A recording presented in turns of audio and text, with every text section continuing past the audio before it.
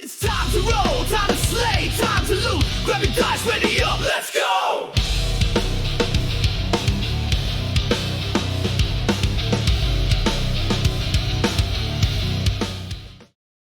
Previously, on the Chronicles of Celestria. Dawn broke cold and pale over Sylvanthal. Captain Emberleaf's knock came before the sun, his words brisk and heavy with duty. It's time. At the Emerald Court, marble halls gave way to the royal stables. A menagerie of creatures born from all manner of myth and moonlight. Twilight stags, aerostrix from Aethria, a giant ram fit for a paladin, and even a striped zebrastral from the further afield locations. With reverence and awe, the seven chose their mounts, the king's seal gleaming in their hands. In pairs, they mounted the beasts, stepping through the waygate as silver light folded around them, reappearing just beyond the Grove of Luna beneath a clouded dawn sky. Before them, the road to Forgeheart Citadel, which wound high through mountain passes and shadowed forest glens. Crows watched from the rocks, not just ordinary crows, but things that appeared steeped in celestial essence. When Zelentrus asked Seraphine directly if they were hers, her voice curled like smoke in his mind. That is not mine. As the mountains grew steeper, its gate loomed, guarded by dwarves who bristled at strangers. As the rain began to pour, with words, charm, and the royal seal, they were granted passage into the stone city. But Forgeheart Citadel was wrongfully still. Inside its walls, a corpse lay on the cobblestones, a dwarven guard, throat torn, eyes clouded black. Then another, and another. Leading towards the Ignician gate. Alarm bells began to toll. Zell donned a disguise and sprinted for the alarm towers, only to find the true alarm had already sounded ahead. The trail led downward to the tunnels, to the Red Hoods, and to him, Erendor. Ashira's heart froze as his face vanished into the darkness. The chase was on. They left their mounts behind, descending into the molten realm of Ignicia, a land of ash and fire, where brimstone burned the very air, and the earth itself steamed beneath their boots. The bridge below them had collapsed, and waiting amongst the ruins stood a Talon commander, a dwarven woman, her hair like embers, her eyes like war. Around her, red-hooded cultists, bandits, and beasts of shadow. The battle roared. Steel clashed. Magic burned. The stone in Zelentrus' grasp pulsed and drank, devouring the dark light of shadow mastiffs until it turned on him, its power twisting inward. Darkness swallowed him whole. Though Judge's light flared in defiance, Ashira's blade struck true, and the others had rallied to his side. It wasn't until the stone was torn from Zell's grasp, kicked free, as he then began to gasp for breath. His eyes flicked open to the faintest smirk from the relic that nearly claimed him. The commander lay slain. The mountain was silent once more, but Erendor was up ahead, and the trail appeared to lead deeper into Ignicia. This is episode 17 of the Chronicles of Celestria, Embers of Anarchy. We begin today as all of you find yourselves having just brought Zell back from the brink of death. As you gasp, the air around you hangs heavy, thick with soot and the scent of burnt iron. The bridge beneath your feet, its stone scorched black, its runes flickering faintly beneath layers of ash. Zell, as you return, you gasp, your breath ragged, life clawing its way back into your chest, the last of the shadow leaving from your skin and vanishing into the heat haze towards the stone. Around you lie the fallen, red hoods, bandits. The Talon commander lies among them, her crimson hair slick with ash and blood. Zell, you breathe for the first time in what almost feels like hours. All of you, as the battle's roar fades into the low volcanic wind, you hear a sound like the earth exhaling. And yet, it's not the collapsed bridge that hums, but the air that trembles around you. Ahead of you, as you look past the bodies, you see it.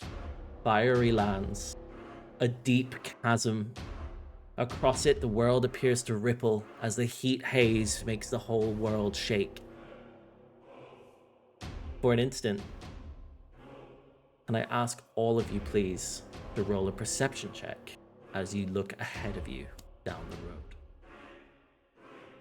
Why did I think you were gonna ask for an initiative? Because of how I worded it. Oh shit.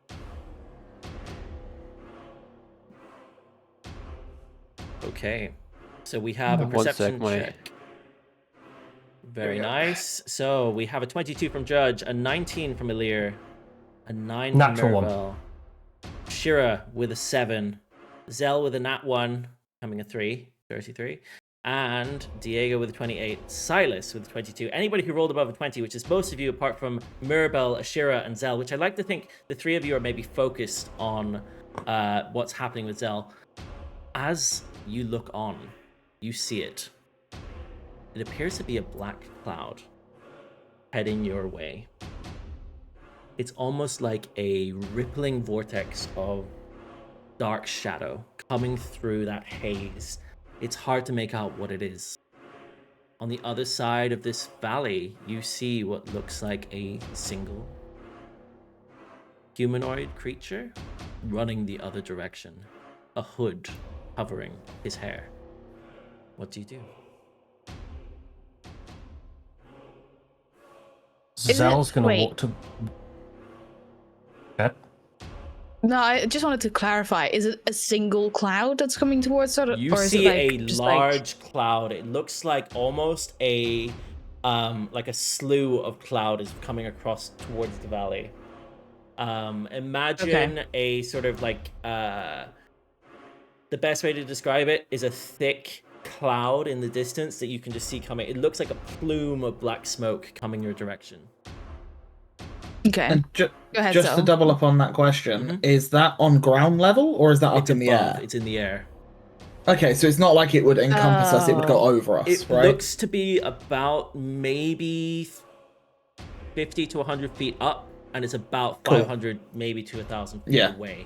I wanted to make sure it wasn't like a fog or it was a cloud, but yeah, that sounds It's good. hard to make out what exactly this is. It just looks like a plume of smoke. It's hard to make out in the haze of the hot air around you. But what do you do? As you can see this humanoid running down away from you all. Arendor's He's over there, guys. Arendor's the priority right now, right?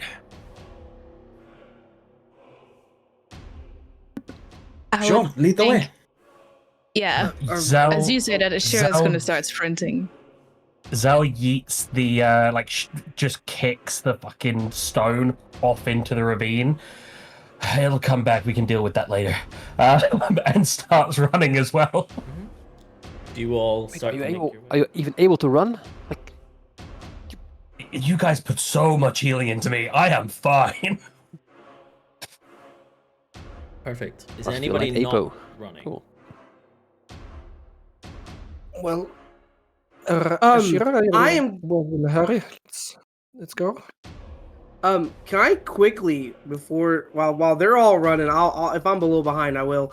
I want to loot the the leader, or the lady We'll with say the you pistol and begin stuff. doing so as the rest Yeah. of you. Is anybody else staying behind at this moment? If I see Judge stay behind, I will Bardic Inspiration using my last use on Ashira, and then I will stop with Judge, so she's got that at least for an hour. Perfect. As the rest of you Thanks. continue moving on, you see this plume of what appears to be black smoke coming down towards the ground. And as you can see this figure come to a halt, running away from you, coming to a halt. His hood is drawn back, and he looks back at you all.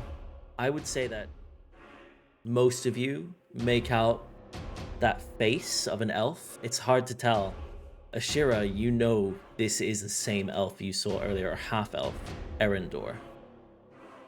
His eyes appear to be glowing from a distance, green of some kind of, similar to that of Judge's, green glowing eyes. And as he stands next to sort of the top, the peak of this sort of hill that he's been running down, he stands upon this broken rock, and it's a couple of feet beyond this fractured bridge. His hand is raised, and you see this black smoke get closer and closer. As you guys continue to run towards him, you can't help but notice this isn't just any plume of smoke. It appears to be consistent of birds, a whole flock of crows. And as you see this swarm down against the valley, you hear it as the crows in the distance, their noise fluttering against the ground around you. It swirls around him, and almost as if swallowing him whole, it just dives down. You hear as many of the crows appear to just go straight into the ground. As he held his hand up, you saw that green glow disappear behind this black plume of feathers, as you now know. You see it, not just one crow, but the flock of them, spiraling up the chasm. Below it, forming that dark vortex that collapses inwards, appearing to swallow him whole. As it then clears, he's gone. What you notice, the keen observers of you, is only a single feather appears to float down. And it appears to have a slightly green glow to the edge of it, as it lands softly on the stone before disintegrating into dust. Somewhere deep within, each of you hears and is reminded of Luriel's warning. The crow has torn Luna's song. What do you do?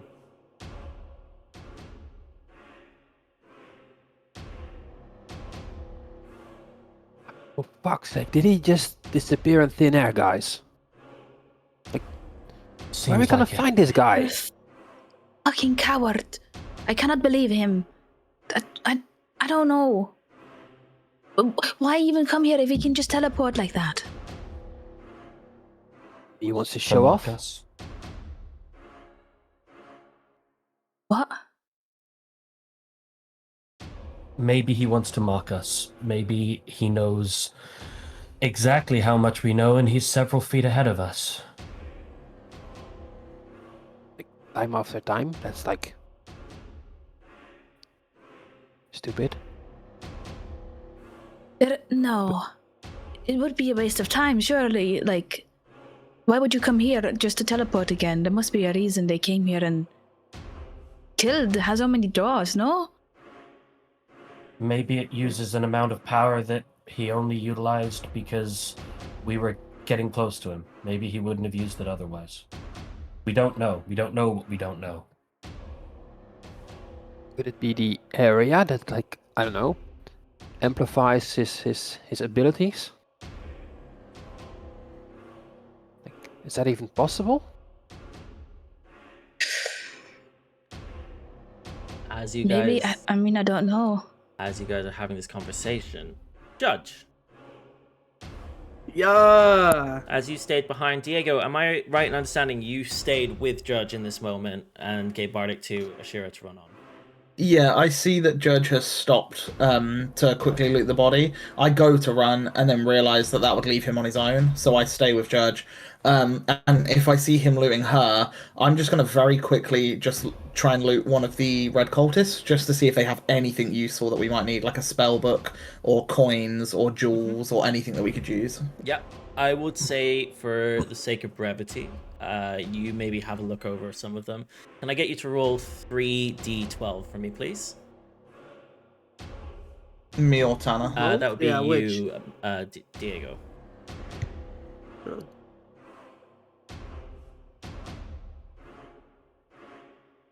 17. 17. You find a total of 17 gold pieces on their bodies, just loose coin. In addition, each of them is wearing an amulet which has that Talon logo that you come to know.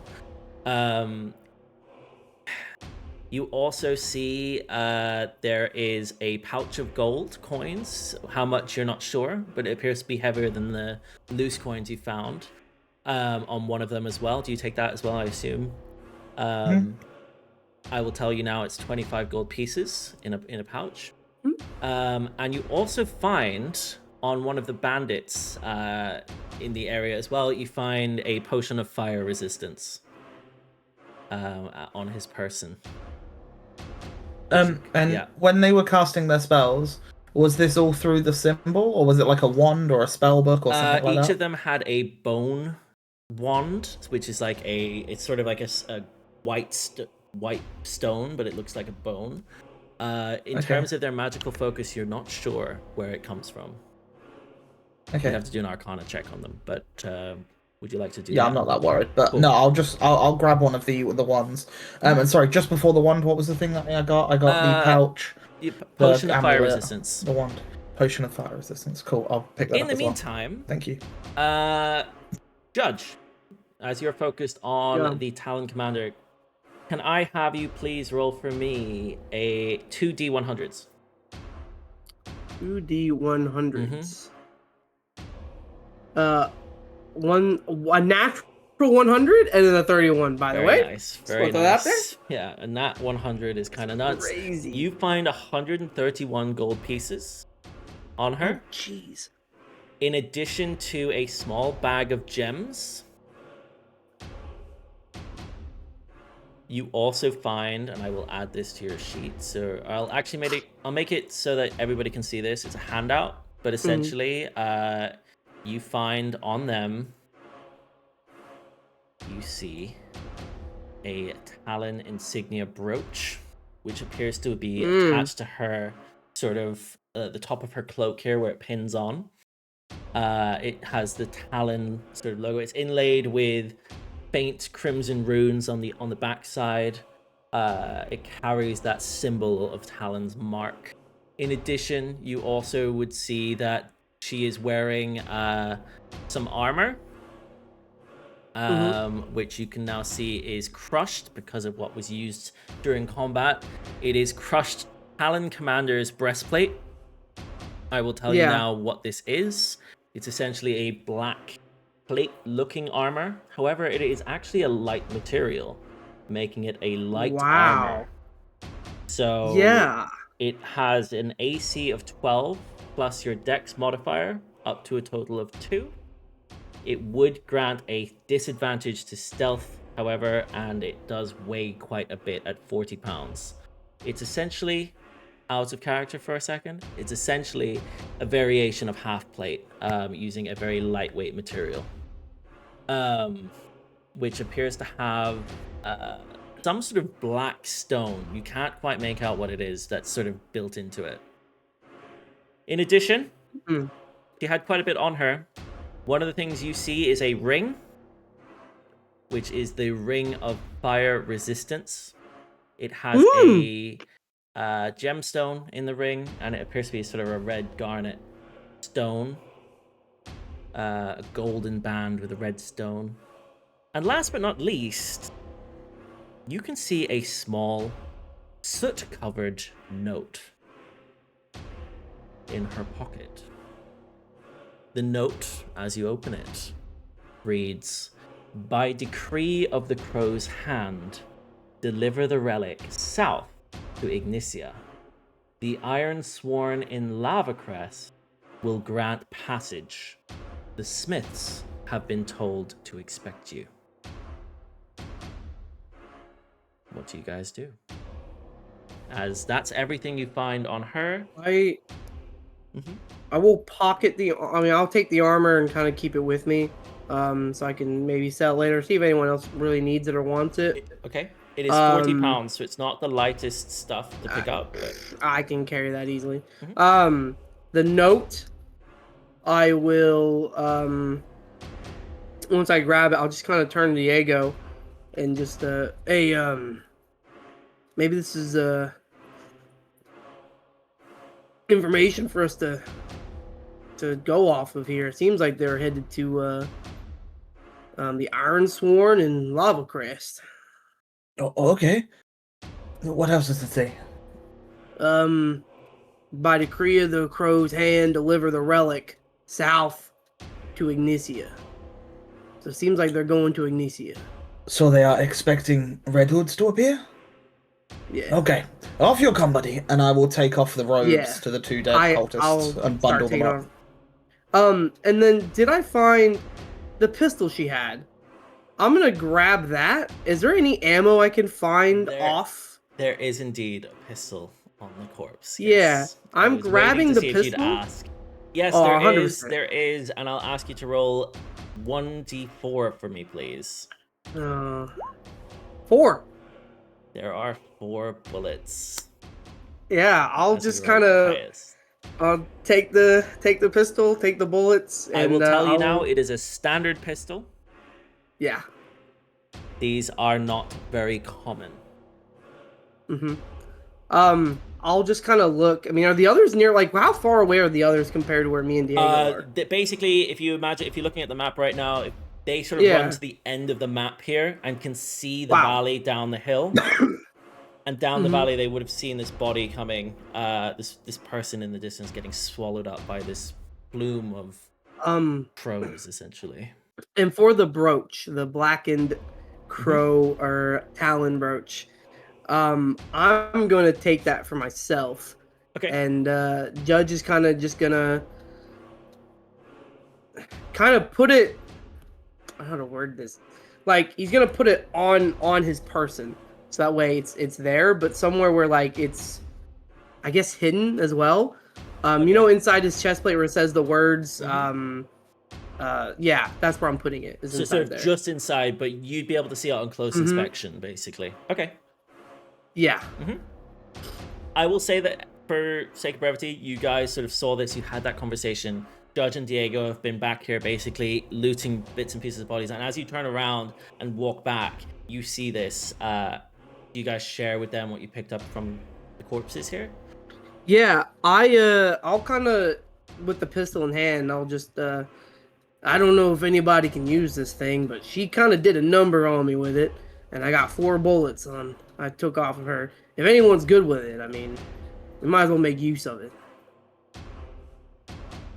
Anyone use a pistol? Anyone proficient with it? I could give it a go. Out of character, if no one else wants it, I'll say I can packed weapon it. All right. As a warlock now, which I can channel it through charisma. And Paddy has just realised the mistake that he's made. I hand the pistol to Zell, and I give him the 4 bullets to go with it. I also have a ring of fire resistance. If anyone needs some fire resistance, I can give you a ring of that as well. Mirabelle, obviously, I don't think you need it, right? Because you're already kind of good against fire. Yes, I already have natural fire resistance, but thank you. Elirr, do you need something to resist fire? I mean, Diego, I mean, people, you know, even Ashira, Anybody?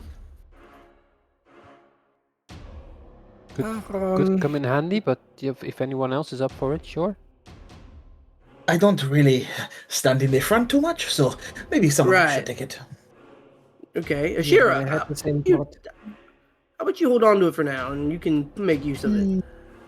Believe it or not, my heritage actually helps me out in these situations. So I don't need it. All right, well, Sylas, it's yours, man. There you go. You can have a ring of fire resistance. Thank I'm you. sure you'll make great use of it. As you're handed this, you realize that it's a golden band with a little red gemstone, and it's surprising the judge knows what this is. But then you see on the inside it's inscribed "Band of Fire Resistant," and that's how he's obviously determined that. Just to cover that side of things. Wow. Does anyone need armor? Anyone need armor as well? I got this armor here. If no one takes it, I'm gonna sell it. It's a Talon Commander armor. Could be good if some of y'all aren't. I just wanted to remind you, this is currently crushed armor, so you wouldn't be able to wear it. Oh. However, if you were to repair it in some magical way, it could definitely be used by somebody in the party. Wow. Well, never mind then. I guess you guys ain't gonna. If only we had an anvil that could fix things overnight. Who does have that? Anyone wanna fix up the armor? I mean, we can sell it. I mean, it can give us pretty good gold, right? I mean, obviously it's armor, so we might as well. Do Anyone we who have can- someone who do that? I don't know. All right, then. Of course You know we what? can't judge. Ow. You guys are really something. Anywho, where did that guy go? I thought you guys were on hot pursuit. You didn't see? I was kind of busy looting, making sure we got stuff, got some information. He got away again. Just so close, and he slipped away. It was like a tornado of birds swallowed him, and then he was gone. Right. As she's saying that, I will just slip the 131 gold I found towards Ashira, and I'll just kind of put it in her hand. Yeah. Just this massive pile of money Yeah. that you Slip it to slip me. to her. Yeah. 131 pieces of gold, which is kind of nuts. I imagine it was probably in pouches and things on her person, or a satchel of sorts. We can divvy that out later to everybody, once we get more settled somewhere. But also, I did find a note. I think I know where he may be going. If we do want to keep chasing him. Conveniently, I think they were going through here to go to Anicia. And that's why they're running through this area. Apparently, there's someone waiting for them in Anicia, and they're bringing an artifact there. No, this is Ignicia. You mean Lava Crest. It says on the net. Lava Crest. Yeah. Sorry. Diego. It Sorry, not says very good south of direction. Ignicia as well. So what is that Lava Crest? Well, does anyone know the lay of the land? Has anyone ever been there? I was hoping for you guys. I've never been near. Never been. As you guys look around, I'm going to take you to a vision of what you see. Beyond the bridge, you just see before you black ground with burnt trees, vegetation that's sort of been smoldered away, ashes flying through the air. There's tracks of lava throughout the land. It's really hot and warm here. Everything about this place feels inhospitable in some degree. What do you do?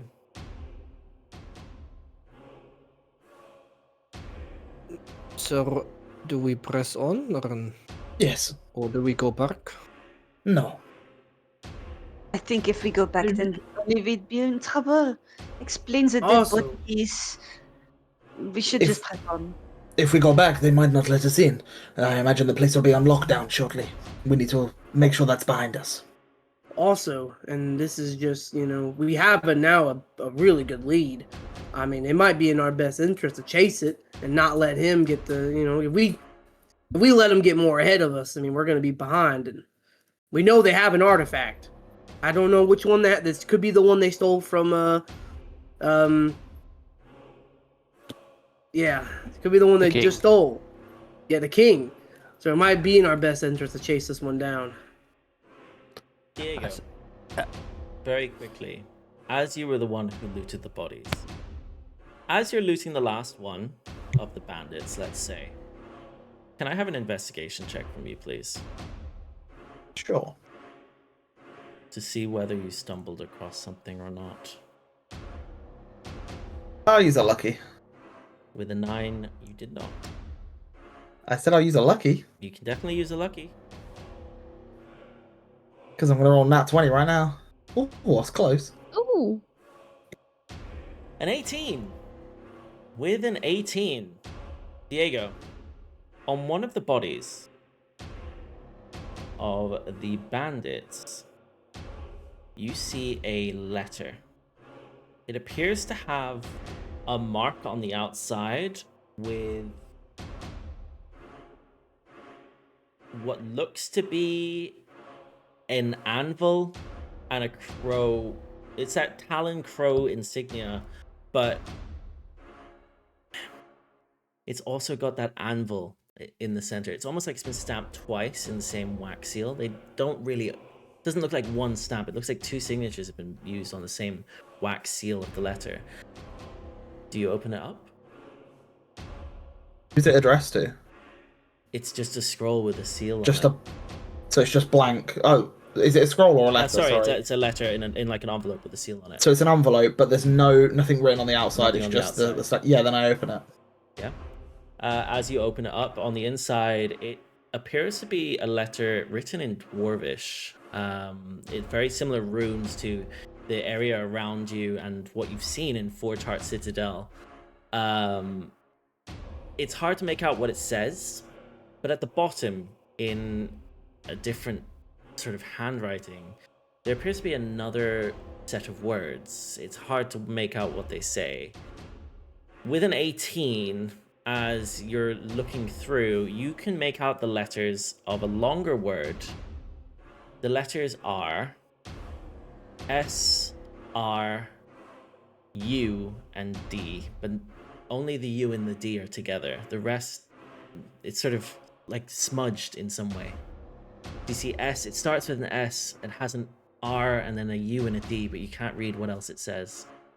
Is the S and the R, so the S, R, U, and the D, is it all one word, or it's are they in one word, but it appears to be smudged. one Those word. are the only letters you can make out. It's quite a long And word. Does it appear that there are letters after the D, like Yes. that they're smudged as well? So there's The additional. U and D are sort of in the middle. Okay. So the S and the R are quite close together, but there seems to be something between them. Mm-hmm. Okay. Yeah, so it's basically a very Cool. smudged letter, and you can see that Yeah. there's words, but they're very hard to make out. Okay. And you said the rest was written in Dwarvish, Yeah, you would recognize So it I would- as what you've seen recently but the words at the bottom are written in in common. common for S and the R and the U and the D. You recognize Okay. that as letters that you can read. I'm just like hunched over this body, and I just like look up and I'm like, does anybody speak Dwarvish here? I found a letter. Might be helpful. I don't speak Dwarvish, but maybe could have a think on it overnight. Oh, okay. Wow, you're a quick learner, eh? Well, I might have spells at some point. Okay. Also, Max, when I opened the letter, did I ruin the wax seal, or would I have been able to try and keep it intact? Were you trying to keep it intact? I would have just ripped the top of the letter rather than pulling the seal Okay. off. Then yes. Yeah, cool. I'm not going to make you do a roll Also- for it if you opened it from the top. Yeah, I just hooked my finger in and just ripped the top off. Okay, cool. Also, I have these 2 stamps. People that are good with forging. Here's the envelope. Maybe we can make use of this. And I point it towards Ashira and Zell, knowing both of them have said stuff in the past about forging stuff. Thank you. Perfect. What do you guys do as you're standing in this very warm chasm? Yeah, there's crows around you. Are we still close to the area where the guy disappeared with the cloud of crows? It's about 250 feet ahead of you, and it's sort of down into a valley. But yes, you're fairly close. Should we try and check out that spot where he disappeared? Maybe there's a trace of magic. How it happened? Like, that didn't seem natural. Yeah, and maybe perhaps we can look out for some signs that point us to Lava Crest. Hopefully we don't have to go back into the city. Let's get a move on then. Perfect. Is that what you guys do? All right. As you guys move forward, you walk down towards this, what looks to be like a burnt forest. It looks like there was previously a forest here. The trees are very thin. And they don't have much on them. All the bark appears to be worn, crisp, burned from the outside, as if something set it ablaze. As you guys step forward, one of you... Oh, you know what? As you guys step down towards the path, you head to where you previously saw who you believe to be Erendor get swallowed up. And as you arrive at this location, can I have, please, a perception check from everybody? I know we've just done one, but now that you're here... So you want another nat 20? Okay.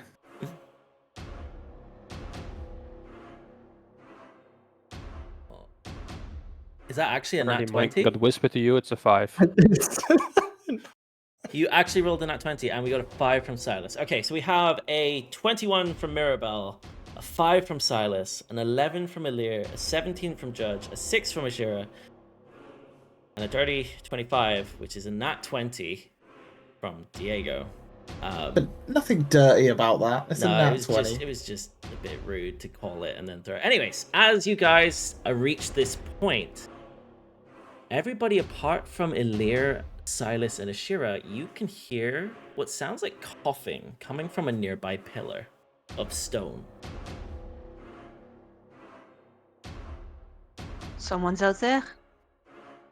You can just Shall we hear... take a look?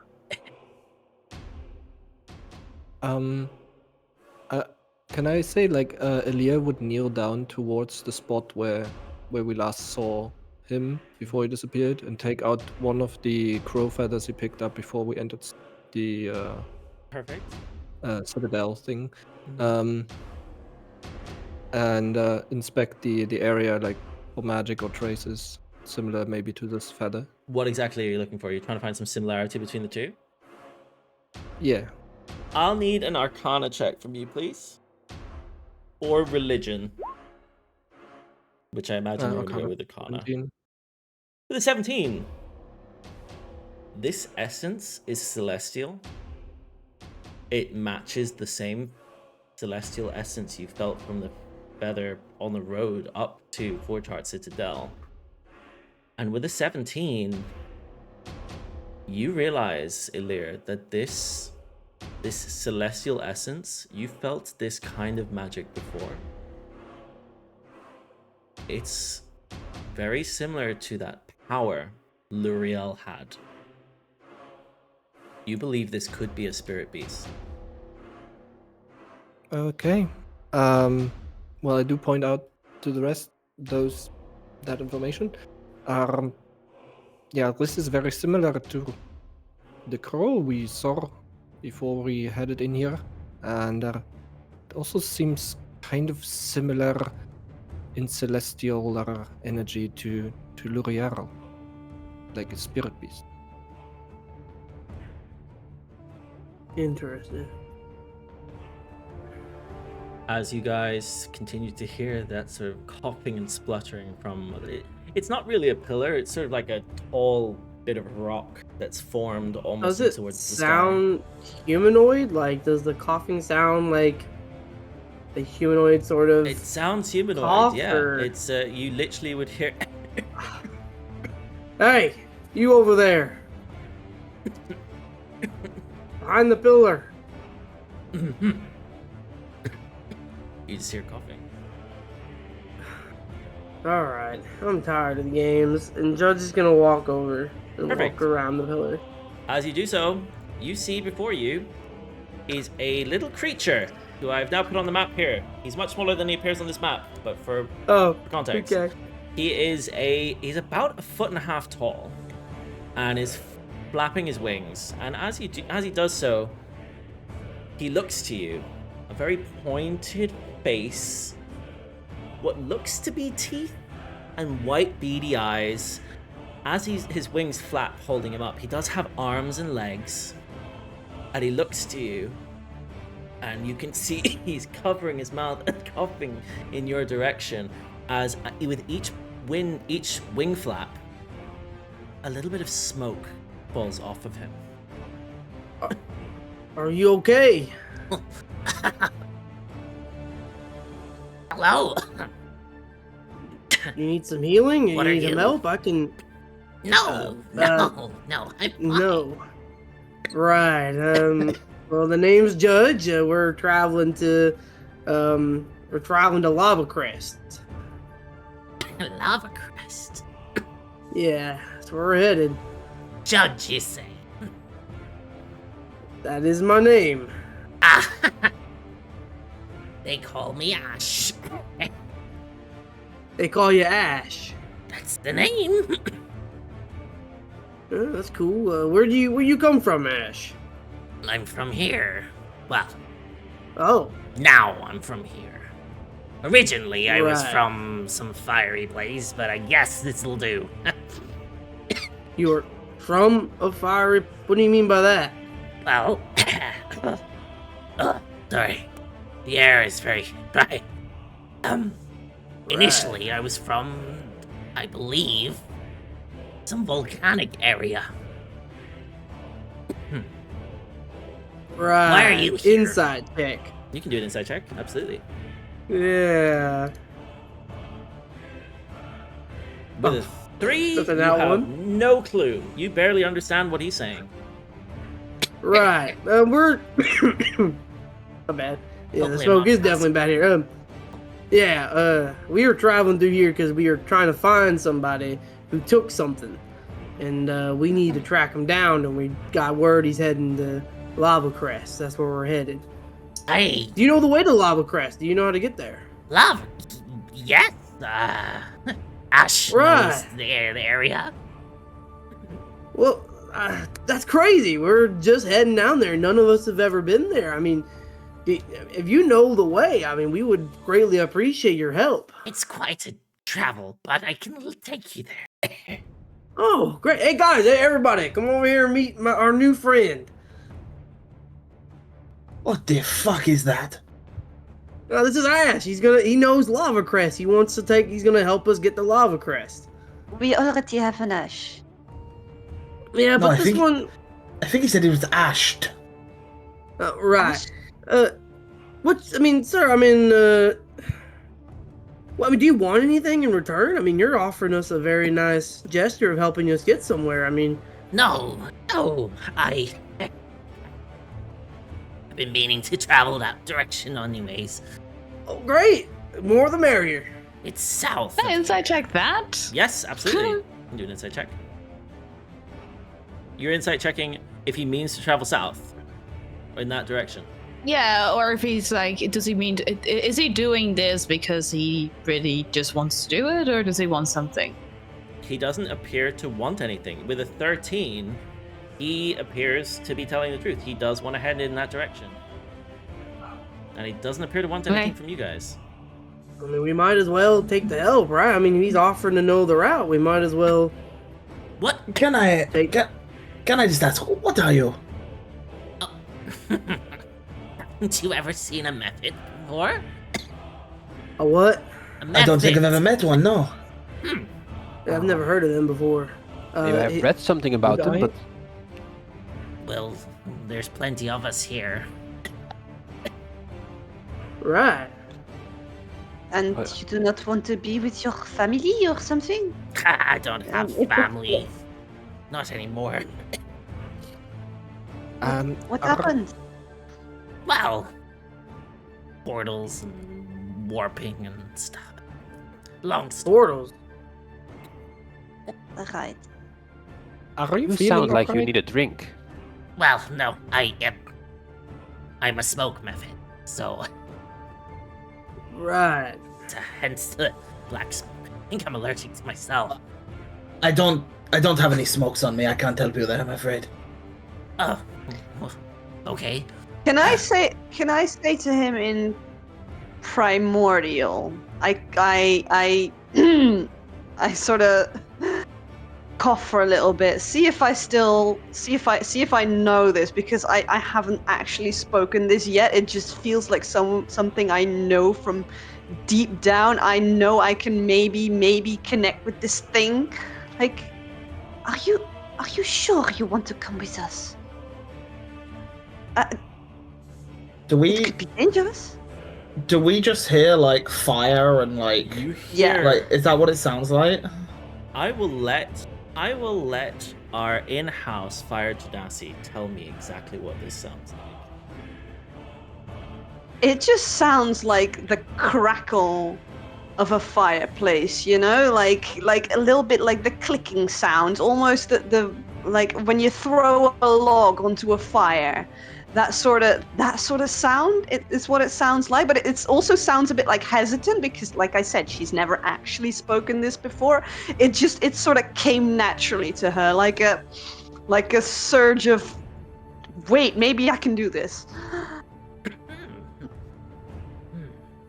As all of you would just hear this sort of, as you can see smoke coming from his mouth, as Mirabelle, you hear. Ah, you speak the mother tongue. Ah, you surface dwellers are fun. Why? Well, As he reverts back to common, all of you understanding. very rarely have I met another who can speak the primordial tongue. Ignan is not well traveled, even in these parts. Well, have you seen me? Do I look like I come from anywhere else but a place like this? I suppose you are, sort of.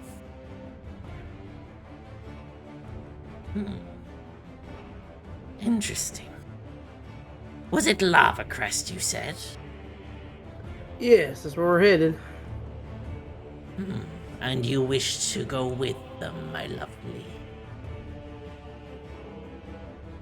As he looks Yes. to you, Mirabelle. Yes. Oh, sorry. Okay. Well, If you want, of course. no, And not I'm rob us heading in our that sleep way. or anything. The name is...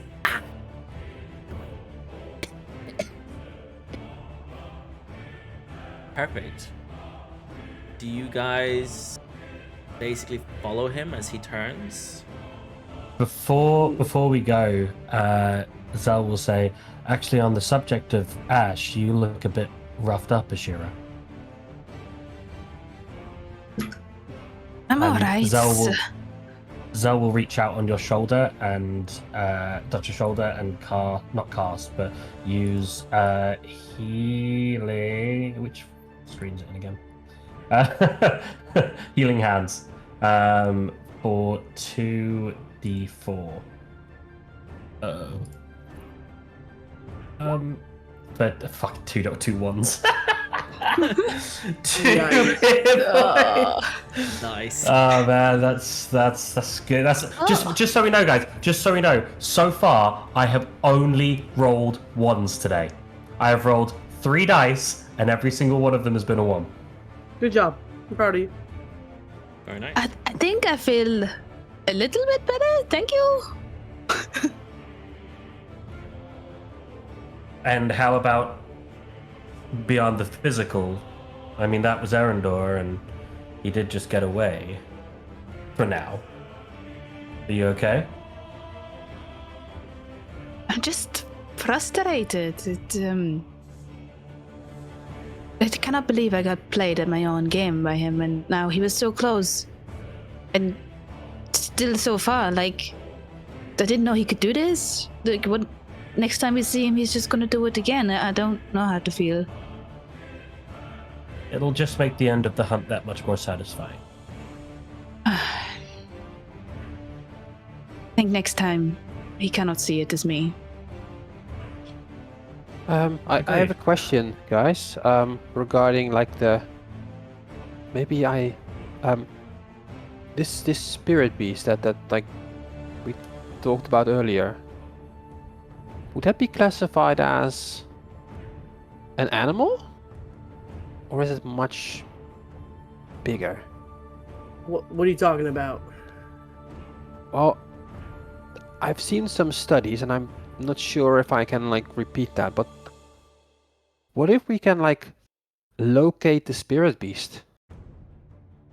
Wouldn't like we know where to go, and like maybe I would assume if we can find out the god of which is connected to that spirit beast, we might be able to get information and glean on more information about it. I could maybe try to reach out and see if I can get some information from multiple of the gods I serve and see if one of them at least might give me some information. Yeah, it might be helpful. Elirr? You can try with this feather. Well, I have to read up on it first. Like I've only read about it. I don't know if I can do it. Elirr, maybe you should try in the morning. Sure. If you may let me hold on to that feather for the night. Maybe Sure, if I bring that to the gods, they might, give us information. There you go. Thank you, Elirr. Appreciate it.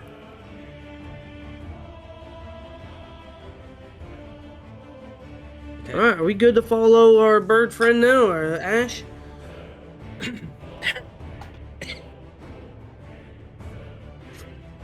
All right, I guess you lead the way, friend. Is everybody following? Yeah. I would say you're following behind him for some time, during which each of you feels, after the last combat, a little bit more reinvigorated. Each of you feels a bit more powerful.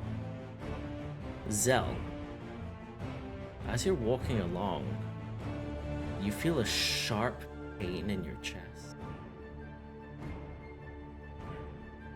And then a weight in your hand as the pain dissipates. And the stone has returned to your palm. Told you. As Sal lifts his hand. Maybe don't hold it. The last time you went down. It's fine. Apparently throwing it away gives me pain as well, because I had a bit of a pain in my chest just there.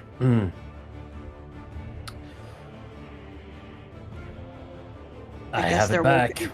They're walking, like, maybe I guess I'm walking in front of them, and I just look over my shoulder and like, problematic. And then I just turn my eyes on the road again. It'll be fine.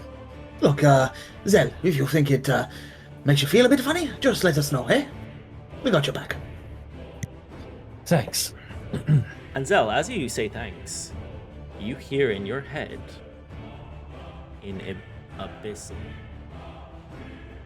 interesting. As you guys continue down the path, who's standing next to Zell at that point in time?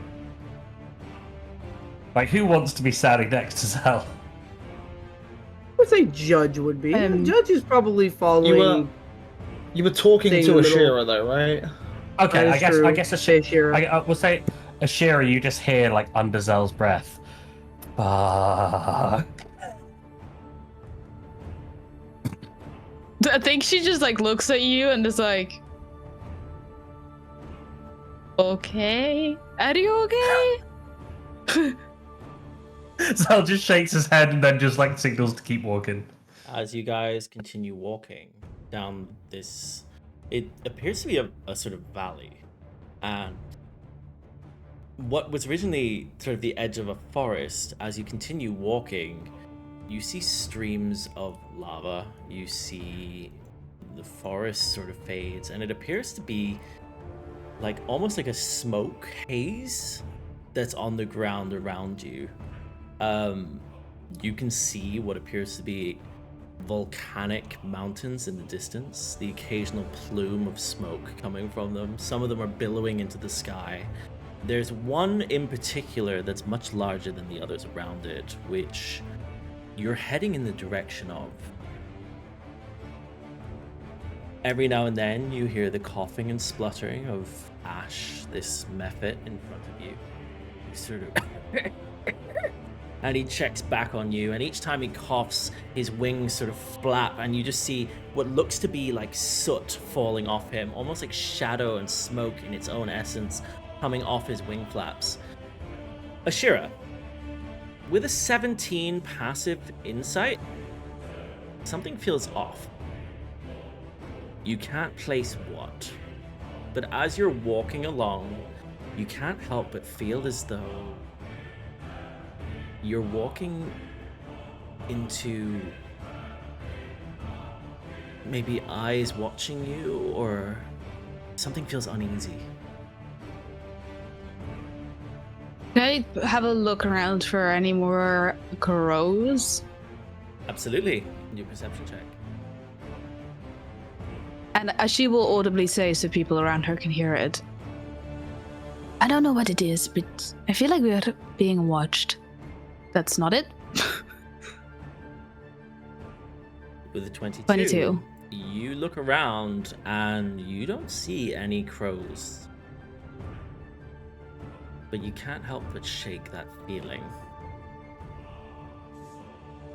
Okay. You guys continue following on?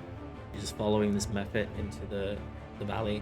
I'd say that it's basically black sand and stone, crackles of fire from sides, lava around you is flowing. There's a sort of haze and smoke near the ground. With a perception of 22, you see, especially as you're looking towards sort of the skies, in the distance you believe you see like flashes of light in the sky, but it almost looks like bits of fire coming off, maybe off the volcano. It's hard to make out. It's in quite a distance. But as you guys continue walking behind this mephit who coughs and splutters, you arrive at what appears to be the base of a forest. And he coughs and splutters and gestures ahead of him. Over that way. As he points across over here. That's where Lava Crest lies.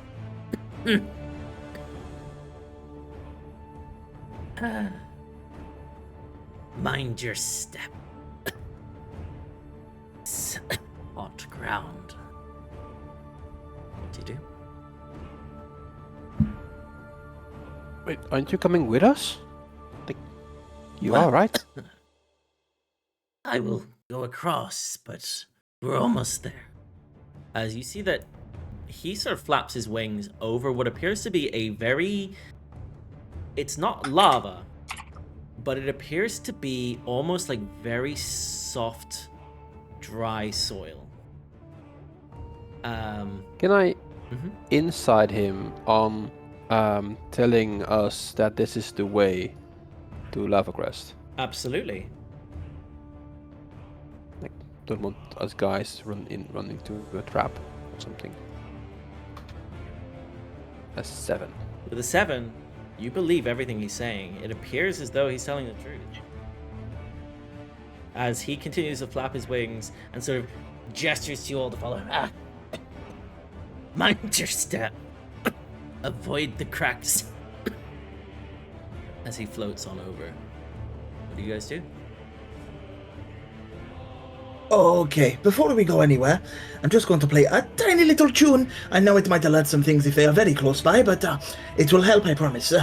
And I will start to just strum a couple of chords on my lute, and I would like to activate my melody note, my heartfelt harmony.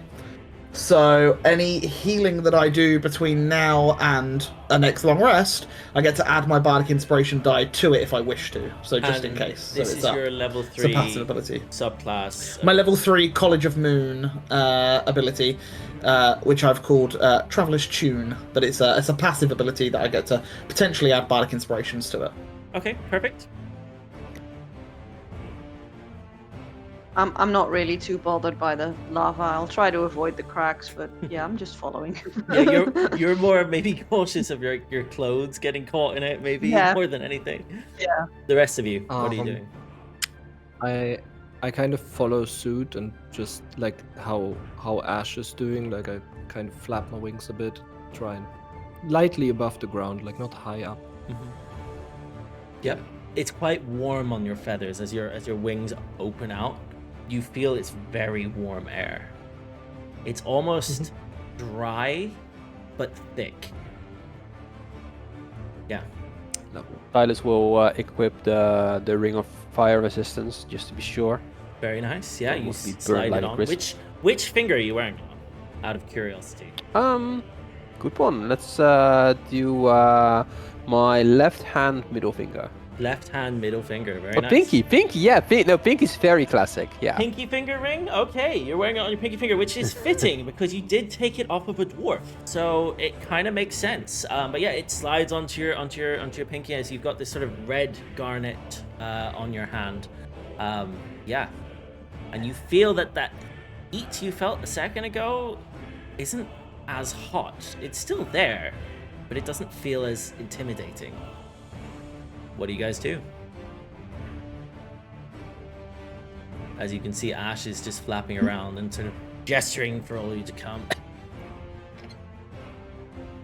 Hey, Judge, are you feeling good? Are you looking a bit rough?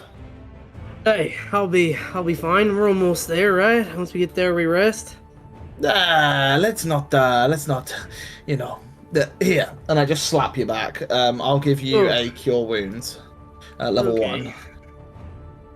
You heal for 19 hit points. Dang. Yeah, that feels good. That was one Alright. off max heal. Yeah. All right. Well, you guys want me to take lead? You guys follow behind? Yes, please. Be careful. I'll be as far back as possible. Right. Just follow behind me, I guess, and I'm gonna try to avoid the cracks and just start walking. I'm gonna keep in mind of my steps because I'm a heavy person and stepping on this ground. Does it feel like it can hold my weight? It does. It's as though you're stepping into very deep sand and then it's solid.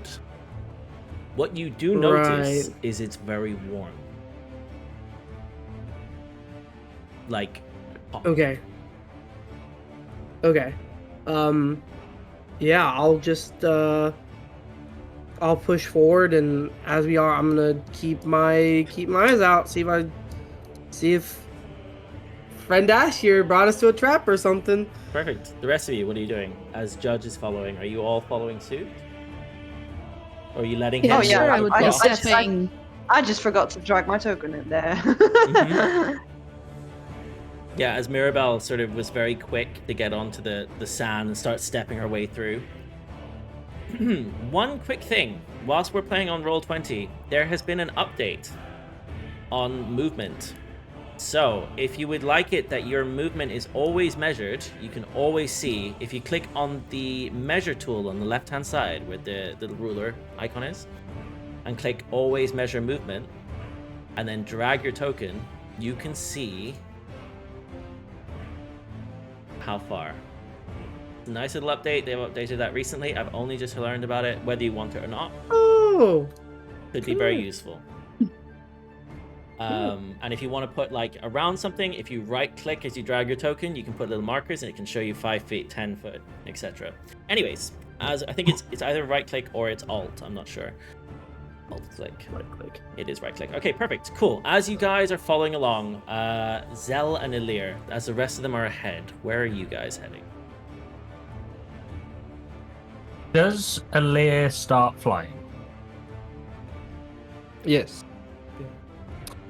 Seeing Elirr start flying, Zell thinks of, other Aasimar in the past who have been able to kind of sprout heavenly wings out of their back temporarily, and giggles to himself about how that would be useful right now. And as he does that, the purple cracks in his skin intensify in their glow, as at least for the first time there's almost kind of painful experience of spectral wings casting out of his back as he uses his celestial revelation to sprout heavenly wings. So he's got purple wings now behind him. As Zell will also fly. Okay. As Zell also sprouts these angelic purple wings behind him, lifting him off the ground. Would we notice that? Yes. You would all probably hear the slight sort of as he's for the first time experiencing, as you mentioned, the sort of almost painful experience sprouting these angelic wings. I would say that you guys notice this. Even Ash, the Mephit, who turns around, sort of looks to you. Oh, interesting. Sylas looks in shock, seeing having seen grown wings. Old Aasimar trick. It's not going to last a long time.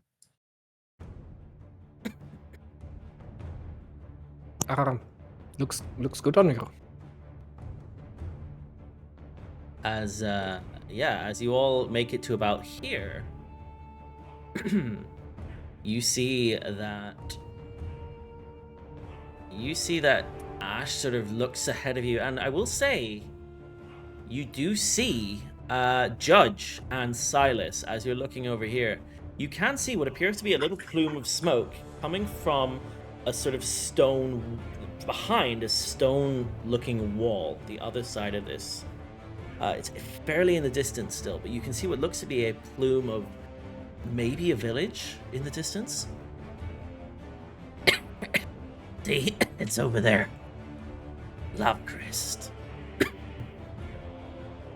And as you guys follow him across,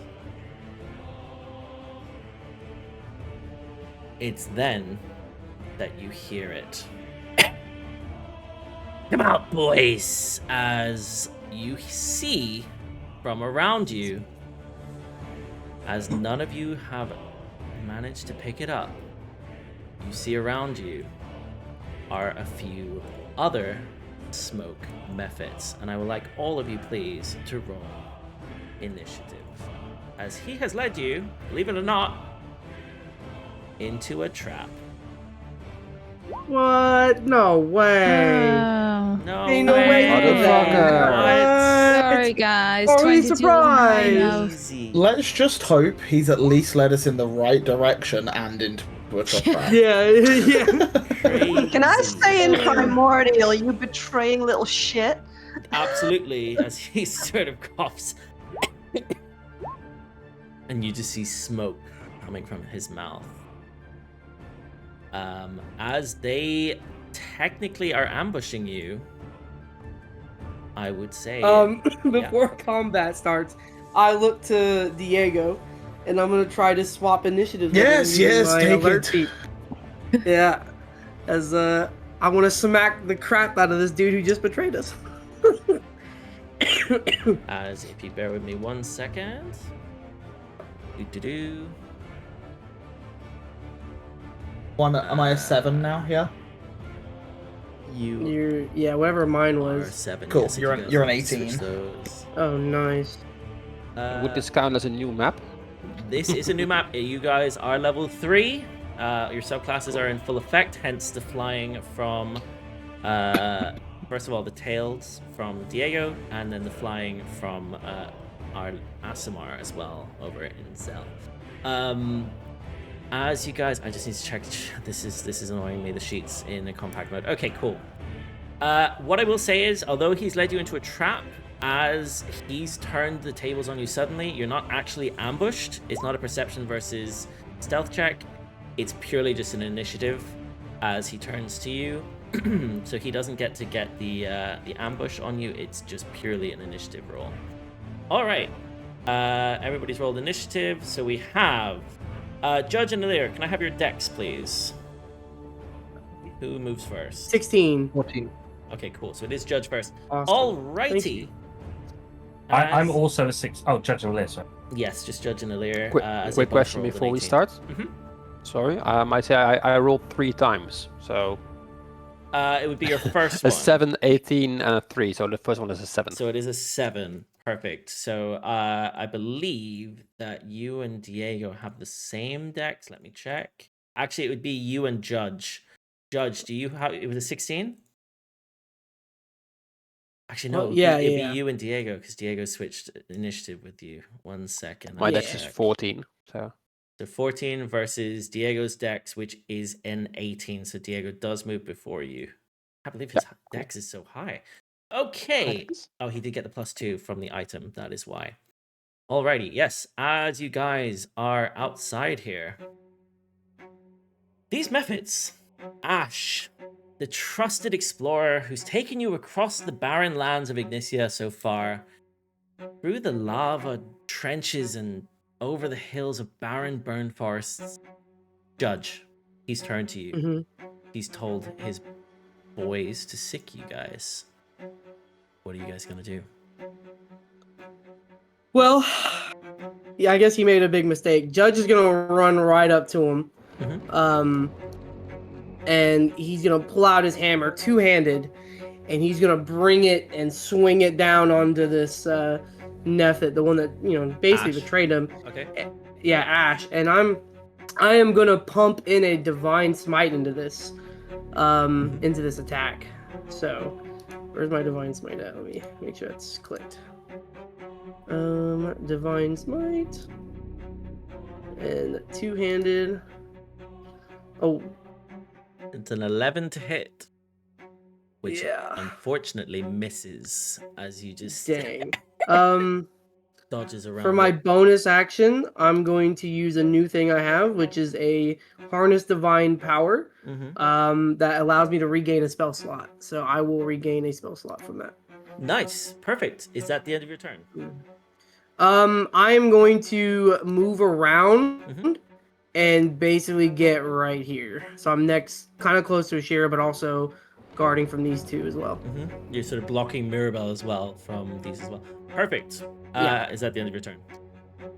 Sadly, that is all I can do. Perfect. As we then come to Elirr, who is about, I would say, probably 5 foot off the ground. You're not super high up, just enough not to touch the ground. But you are flying currently. What do you do? I will cast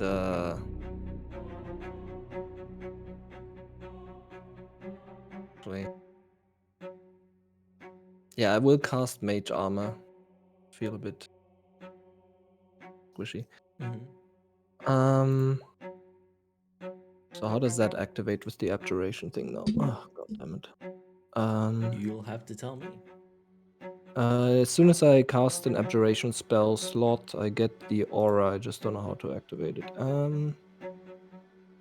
With a bonus action. Just throw that in chat. Thank you. So you got an abjuration wizard, so you do have the arcane ward feat. Which lets you weave magic around yourself for protection, and when you cast an abjuration spell with the slot, you can simultaneously use a strand of the spell's magic to create a magical ward on yourself that lasts until you finish a long rest, so you gain that ward around you.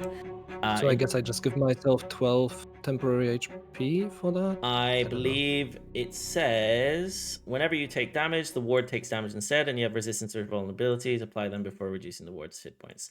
Yes, so you would add the hit points. And it'd be temporary hit points, essentially.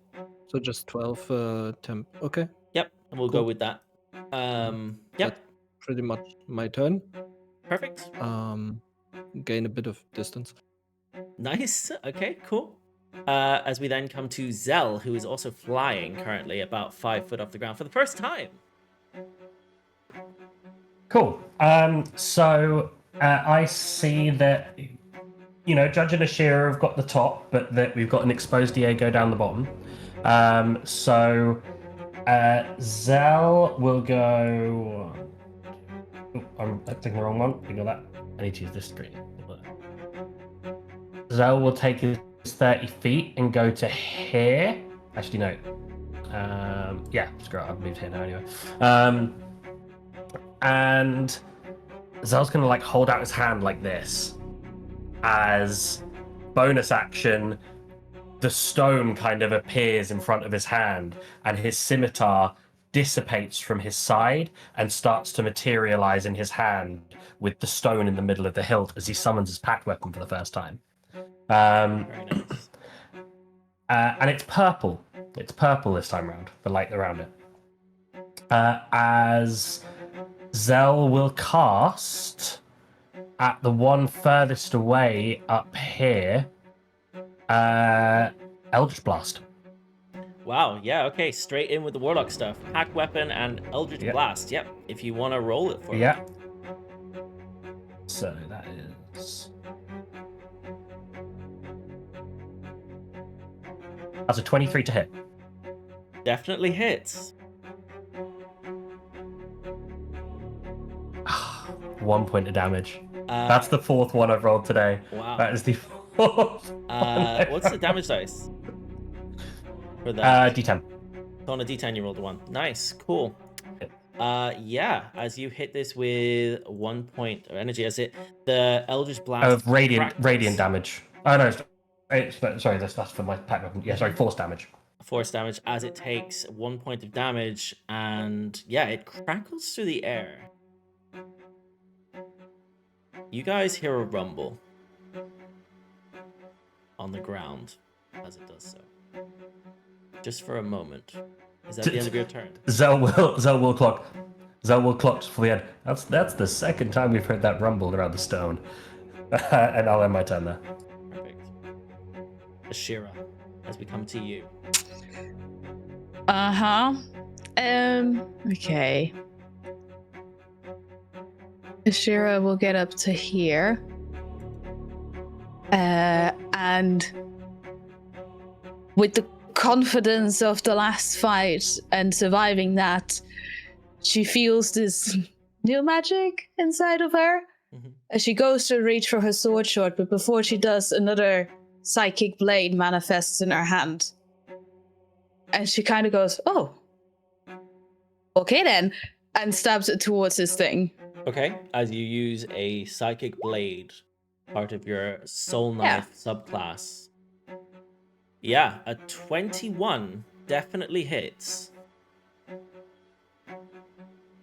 But I don't have sneak attack, so it's 7 psychic damage. You do 7 psychic damage, and as you do so, it cuts in, and you can see he sort of puffs out smoke in your direction. Okay, and as it does that, she will now reach for her modified fan, and as she whips it out, she just sort of whips away the smoke, and then slashes down across it with her offhand. Okay. Which now gets advantage, because I hit it with Vex. The last one. Yep. Which gives me sneak. Yep. Scroll down. I assume that hits. 23 definitely hits. Which is another 10 damage. As you cut this thing in half, and you just see the smoke hits the ground and the body lays limp as you've killed one. As its body clatters to the ground, you hear a rumble beneath you. How high is the thing next to me? It's about 10 foot up. You could probably climb it. It is wood. It would be a dex check on an action. It would require on an action. Okay. Yeah. Or you could use your movement if you were to try and go up, I guess. You could try and jump it, but it would be a dex check. Yeah, I might do that, you know? Okay. Just flat dex? It's a yeah. Athletics or dex? Athletics or dex? Up to you. Can't acrobatic it. Okay, well then I'll 23. Yeah. So with a 23, I'd say you managed to find your footing on this tree, and quickly put your feet into it to climb on up. Yeah, you managed to climb up it. It's about 10 foot up, so you've used 10 foot of movement. Plus whatever. Yeah, you I used also to moved move. coming up there, so that's where I'll Perfect. Yeah, You are know now what? I'm off not the ground. going to actually dash, but I'm just going to use my bonus action to have that extra little bit of movement. I'm just going to stand on the edge here, close to this thing. Perfect. Yeah, it is 10 foot down from you, so if it does move at this 5 foot down from you, because it's within 5 feet of you. It's Yeah, fine. 'cause it's I just technically want to flying. stand over there. Cool. Is that the end of your turn? Guys, be careful. And that's the end of my turn. Perfect. As we come to Diego. Diego, you've heard the rumblings beneath you. I hear the rumblings. I start looking around, being like, wait, who's near me? Where's Judge? And I see the Judge is the other end of the field, who is normally my shield. How far in the air is Zell right now? Zell is 5 foot up. He's just 5 foot up. Yeah. Oh, okay. So I'd see Zell's your just feet. hovering to avoid the floor. If I were to look around, I'd see your feet dangling. Okay. I sort of look up and I'm like, oh, that's a cool trick. And then my chest pulses, and as it does, the blessings of Luna, you start to see a translucent vine wrap around one of my arms as the same glow from my chest goes all the way down the arm, wraps around my mandolin, and then spectral thorns appear on the mandolin. And while I'm holding it, I'm like, what the fuck is this? As I cast Shillelagh on my mandolin. And then while holding it, I go, ah, and just run towards the effort, screaming as I will get to here, and then I will swing my Shillelagh mandolin at it. An 11 to hit. You know what? I got one more lucky in the bank. Why not use it? Let's go for it. We'll go for one more lucky. So let's go again. Come on, roll better. 20. That does it. Yeah, so I smack it in the face of my mandolin, and I do a whopping 9 points of force damage as I just smack it in the face. You're muted. I'm You're muted. muted. Yeah, Diego, for the first time, you see this thing really packed a punch as it takes a lot of damage and it sort of lingers slightly, flapping its wings in front of you, coughing what looks like smoke to the ground, but it drops like droplet form, hissing as it hits. And its as I clatter with it, all of the thorns and the vines wrapped around the mandolin dissipate, and then from my arm they grow once more and wrap around the mandolin again and start to sprout. And this time a few flowers start to sprout on it as well, but they're all spectral. Very nice. Is that the end of your turn? Sure. Perfect. Sylas. As we come Yes. to you. Upon Ashira warning us, I take a few steps back to the stony soil to get off the lava. And I will also show off a new trick, as some starry forms will appear on my body, which is a new feat from Circle of the Stars, as I take the form of an archer. Okay.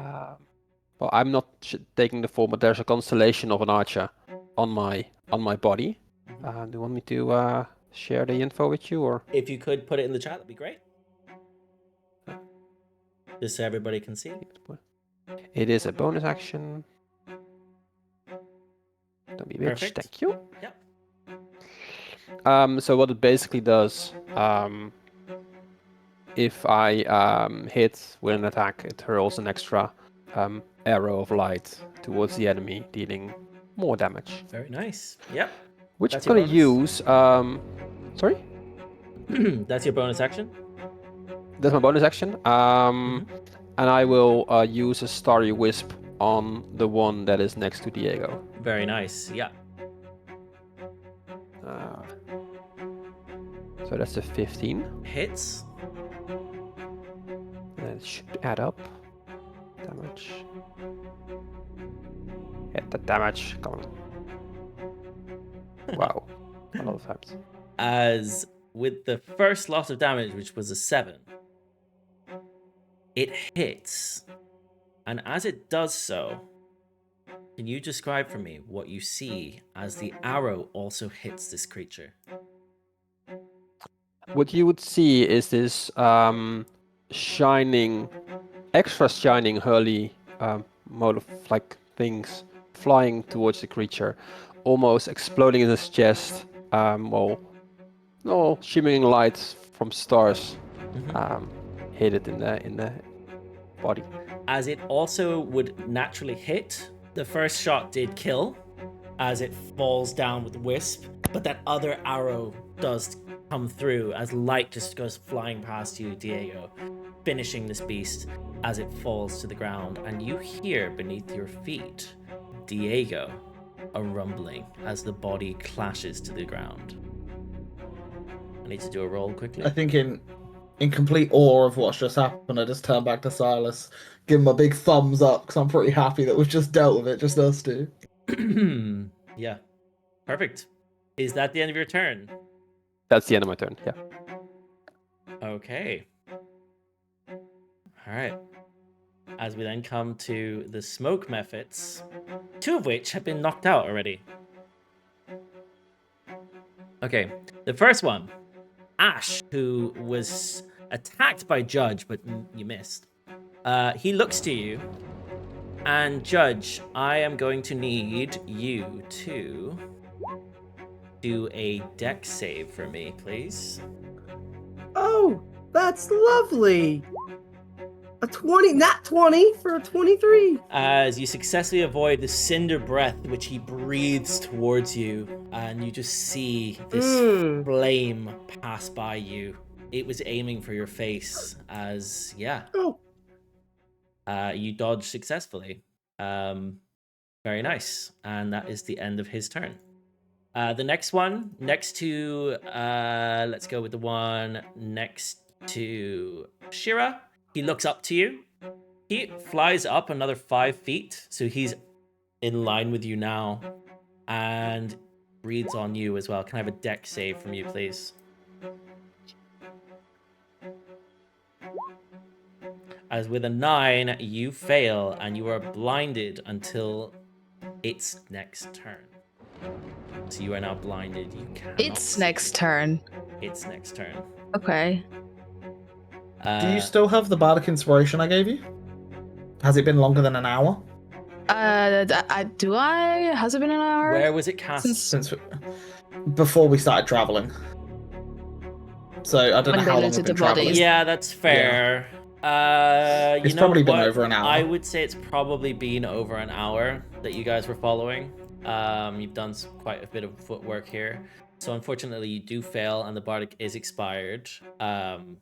But you are blinded until your next turn. The last one, seeing this, will move. Bear with me. 30 feet to here. As it flies over. And will... I'm trying to see, is there a range on this? Within 15 feet. You're just outside. Lucky you, Mirabelle. As, yeah, that is the... he'll dash towards you. And that'll be the end of his turn. Yeah. As we then come to Mirabelle. Next to you is a method or two. What do you do? Yeah, that changes things a tiny bit. hang on for 1 second. Does this make sense? Yeah. No, it makes no sense. I'm gonna ignore this I'm gonna ignore the two methods that are basically screeching right next to me, because in the corner of my eye I saw Ashira being completely blinded by the third of those little bastards. So what I'm gonna do is, I mean, it has not been 8 hours since the last combat, right? So my mage armor would still be up. It is. So yeah, I will again use my innate sorcery as a bonus action. So yeah, spell save DC goes up, blah blah. I've Mhm. done that stuff 100 times now, so Mhm. and then I will cast a guiding bolt at the one that Ashira is currently facing. Perfect. Yeah. So yeah, there we go. 12? As a 12. Well, 13 then, I guess. Either way, it hits. Okay, good. For 9 points For of 9 then. radiant damage. Very nice. Yeah, as you can see, it clashes into him, bringing him down. Yeah, Very nice. that was very poor damage. Yeah, But yeah, that's the end of my turn. perfect. Very nice. As we then come to Judge. Judge, there are two right next to you. Yeah. I just swing my hammer again at Ash, and Mhm. hopefully this time I hit. So I can put in a lovely divine smite into this. There's a 23 hit. It does. A 23 does hit. Okay. This is divine smiting.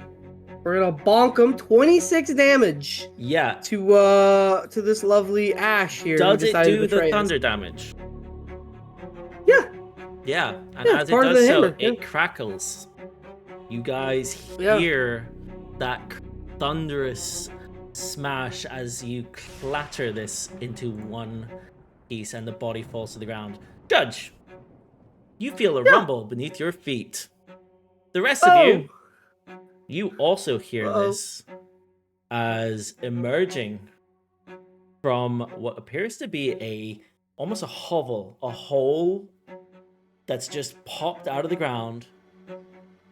You now see slither out its head from left to right, an enormous scaled beast, I glowing seeing that. with fire, emerging from what looks to be the lava beneath this ground. I seeing that will move around 15. I think. Yeah, I'm gonna do it. I would do it. I'm gonna move 10 feet this way. I'll take the attack of opportunity, but Judge is trying to get in front of that thing. Perfect. So the rest of his party doesn't. Let me just put this public. 1 second. Can you guys see it in the initiative tracker now? Yeah. 14. Cool. Yeah. Thank you. As it sort of cracks through and you see the cracking of the lava around you. As you begin to sprint past, first of all, the smoke method goes to claw at you with a nat 20 to hit, so a 24 to hit. That hits, yeah. Yeah, as you take crit damage, which is only a 5, but you do take 5 points of damage. Yeah. And as you get closer, you just hear this as it comes on out, and sort of you see its mouth opens, and it looks as though the teeth are formed from lava itself, like they're crystallized, and it looks as though they have to pull apart from one another. Yeah. Is that the end of your turn? As I step up there, Judge grasping the hammer that he knows is now from a Titan, he just goes, "Give me your power. We gotta destroy it." Wait, with the voice. Just give me your power. Let's destroy this thing. Yep. And Judge, you see there's a rune on it which glows a sort of electric blue color. Right. Is that the end of your turn? It is the end of my turn as I try to figure out my voice again. Perfect. As we come to Elirr. Elirr, you see before you this hulking lizard-like beast. Its head, its neck slither out from underneath this lava. What do you do? Would I have any clue what this kind of beast is? Would I have seen, heard descriptions of anything I similar? will allow all of you, as this pops out, to do either a history check or animal handling here, to see if you've. You know what? No, it would be a history check.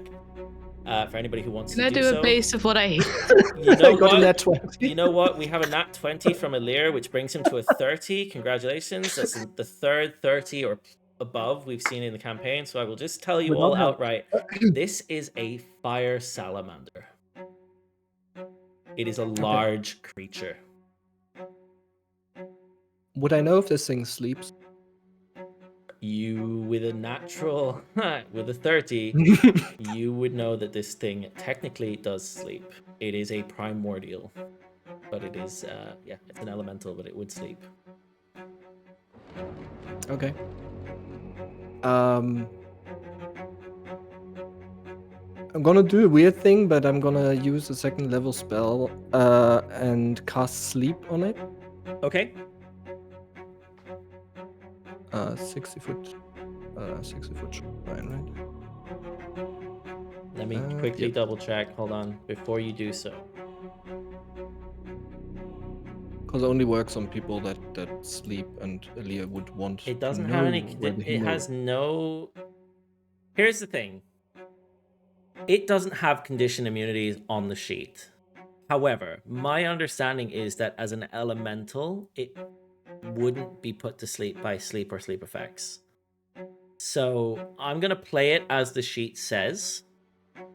It doesn't explicitly say that it has any condition immunities. So I'm gonna say that you can't put it to sleep. I mean, it does say in the spell creatures that don't sleep, such as elves, or that have immunity to Yeah. the exhaustion condition. So, automatically as succeed. this is straight from the monster manual, I'm going to say that it does not have the sleep immunity, so you can put it to sleep. You would Okay, know that with so a nat 20 history check. Cool. Elirr would believe that it works. Cool. Yeah, so I do cast the sleep on it. What's the save? Which is it's if I just cast it, you will see it. Second. It's a wisdom save. Perfect. As with an 18, it succeeds the sleep, avoiding being put to sleep as the magic sort of bounces off it and it turns to look at you. As it looks to you. It looks to me. Fire Sure. dolphin. I guess It's a fire I run dolphin. a bit.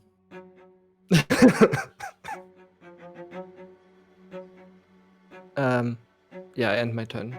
Perfect. And I fly up 5 feet. You I fly guess. up 5 feet, so you're 10 foot up? Cool. Yeah. As we come to the salamander.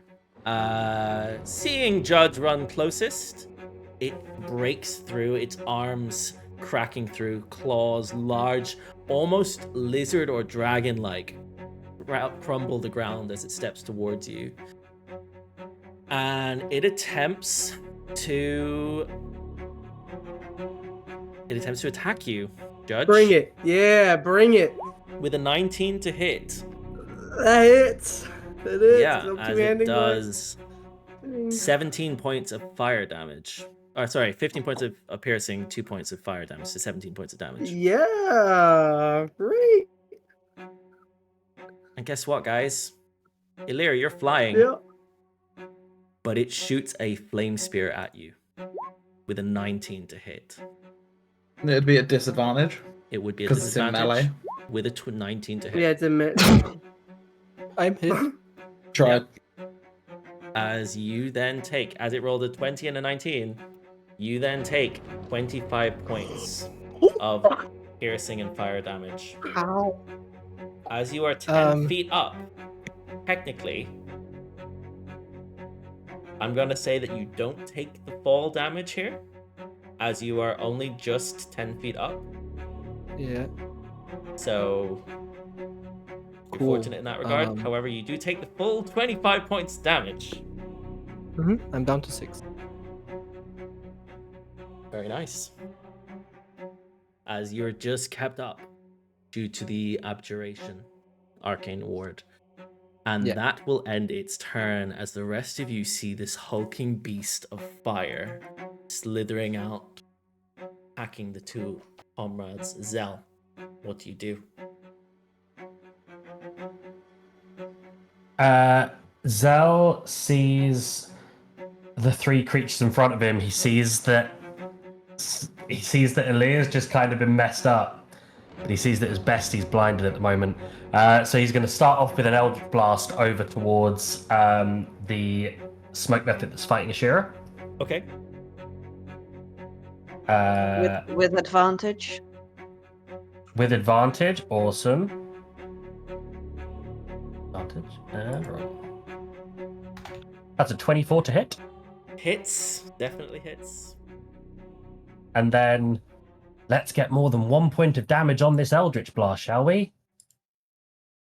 6 points of damage. As it falls down to the ground, clattering to the ground. Boom. Ashira, you hear this crackle of energy, a pop, and then a thump as it hits the ground next to you. You're still blinded. You can't see anything here. You also hear a, I got you! As Zal then moves, regrettably, here. Okay. Are you still flying at this stage? I am flying 5 feet off the ground, yes. Okay. Good to know. Perfect. As we then come to... Is that the end of your turn? That is the end of my turn. Perfect. As we come to Ashira. You are currently blinded on top of a tree log. Or stump, I guess. Yeah. So I like to think when Mirabelle casts the guiding bolt, because she's blinded, but like because it then starts to emit light, she's just seen like an even brighter light through the blindness and went, oh, and then it just went away. And then heard Cell in the background, I got him. So she's like, shit. But I would assume I heard this creature snap into Judge. You heard the fire dolphin, yes. The fire dolphin. And Ashira will just say, Judge, duck! As she flings one of her psychic blades into the vague direction of where she thinks this creature is. Okay, we'll be at disadvantage because you're blinded. That's how I'm going to rule this. Yep. Yep, that is how it will be. Okay, and you're throwing what exactly? A psychic blade. Psychic blade, okay. For an 11. An 11, unfortunately, misses. As you guys just see this blade fly past into the stone. Can I try and clamber down? But like blinded? You know what? Yes. I will allow it. Yeah. I'll say that yeah. Because you're technically just... Okay, hop off the log. Cool. And then I don't know how far you'll let me move blinded, but I'm going to try and move into the direction where I flung the blade. It's... Sure. You can try and move your way over. Well, I don't know how you want to rule it, but No, if you don't say anything, I'm just going to start moving. Allow you to walk. If you could go step by step, yep, that's perfect. Okay, yeah. Cool. Yeah, that'll. Yeah. That's the end of your turn? Ashira doesn't know where she's standing, so she's going to hide. You guys can just see her walking around like this. Or try and hide. So she like crouches on the floor. She's like. She's crouched on the soil. Hidden. Is that the end of your turn? Yeah. Yeah. Cool. Diego, we come to you. Oh, what the fuck is that? I'm gonna full sprint over to here next to Mirabelle, because I can see this thing like flying in her face, and I'm gonna swing my mandolin towards it, with the vines attached. Yep. Hopefully this hits. The lady 16? mandolin definitely hits. As you swing at it.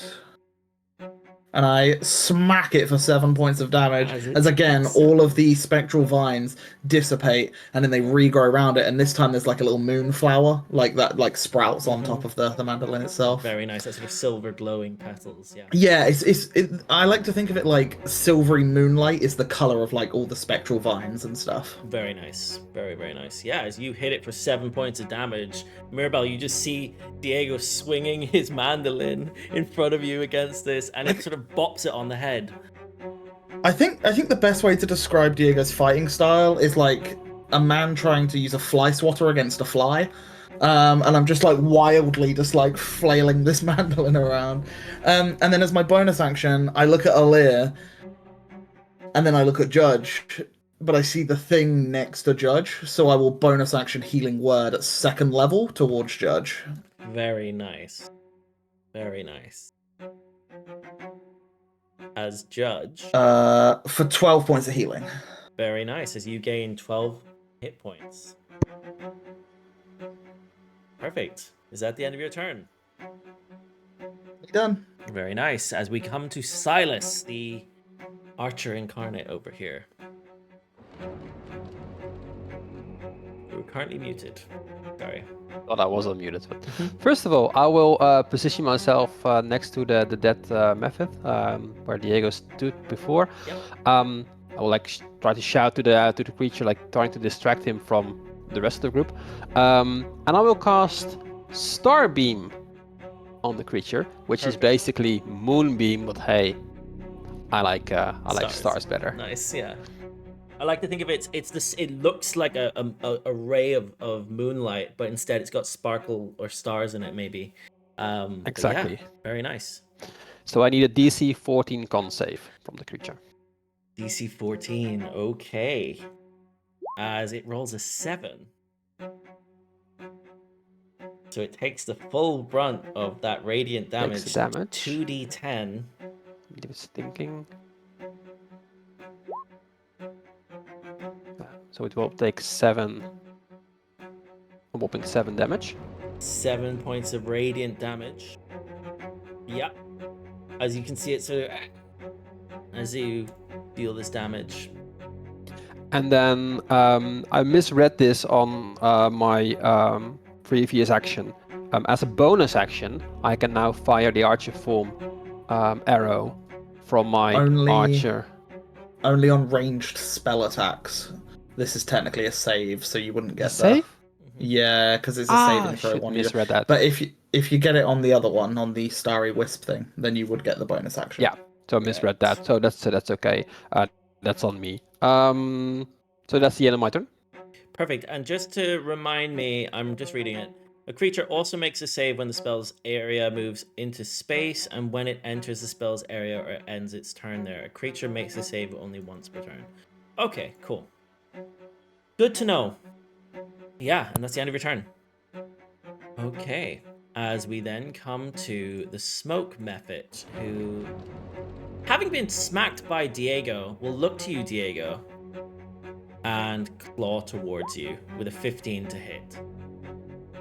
Yeah, that hits. As you take 6 points of damage as these shadowy claws, smoke following them as it slashes into you, dealing 6 points of slashing damage. That's the end of his turn as we come to Mirabelle. And at that point, Ashira, congratulations, you can see again. As we come to Mirabelle. I see the whole thing happening next to me, and I'm like, Diego, hang on for a little while longer. I want to try something. And as I do, I sort of aim over the Mephit's shoulder towards the big guy. Okay. And I feel something that goes against my every grain of my being, but I would like to use a sorcerer's burst that uses cold damage. Cold damage. Good shout. Yeah. Very nice. So, yeah. Okay.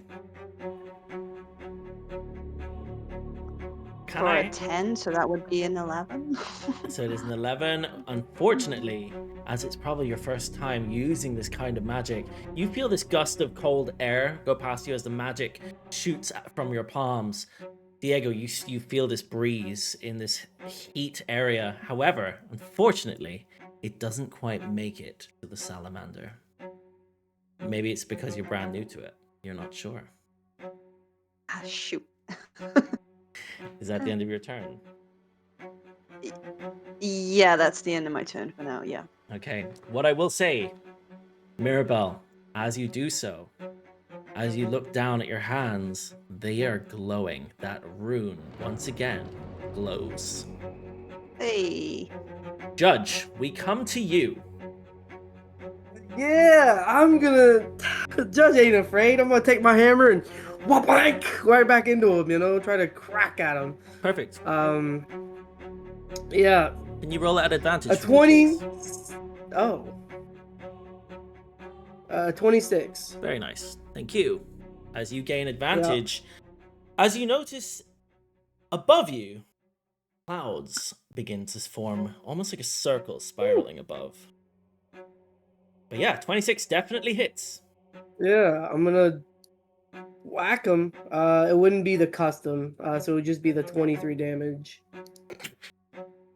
It's 21 damage, right? 23.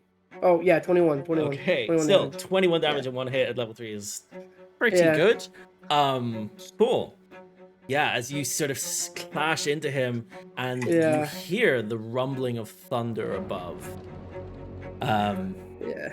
As the salamander sort of, and again as you hit it. Is that the end of Yeah. your turn? I will take one more step down. I'm getting right there in front of him, and I'm just gonna be like, How'd you like that, beast? Perfect. And that's the end of your turn? Yeah, that's it. Very nice. As we come to Elirr.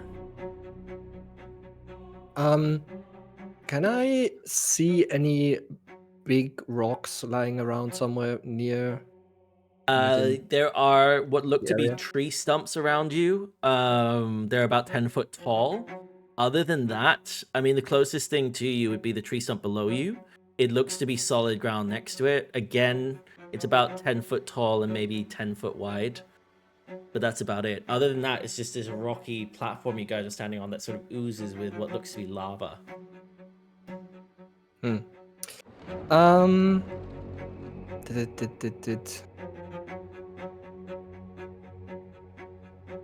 What the hell? Can I use catapult on one of the dead methods? On one of the dead ones, yeah. If you want to. Absolutely. Sure. You can shoot your catapult wherever you choose to do so. Yeah, so I would like to use my second spell slot on the catapult and 60 feet range and cast it 90 feet away. Second. So they're all within range. So I guess this one there. Yep, it automatically fails and the just- deck save because it's dead. Yeah, and fling it at the big guy. Okay, so you're using it as the object. I As a will projectile, let me check something. If you would allow me. It definitely, yeah, it weighs less. Up to 10 so yeah, pounds. yeah, it's less than that. So yeah, you throw it. Okay, you throw the body. Yeah. Cool, and it is a deck save of 16. All right, this is interesting. I'll be honest, I wasn't expecting this. Cool, deck save of 16. It fails. Yay! As you fling this at the creature, and it sort of hits into him, falling behind him, doing a whopping 19 points of damage. For 48, that's not so great, but whatever. Yeah. Very nice. Okay, is that the end of your turn? As this thing is looking pretty rough.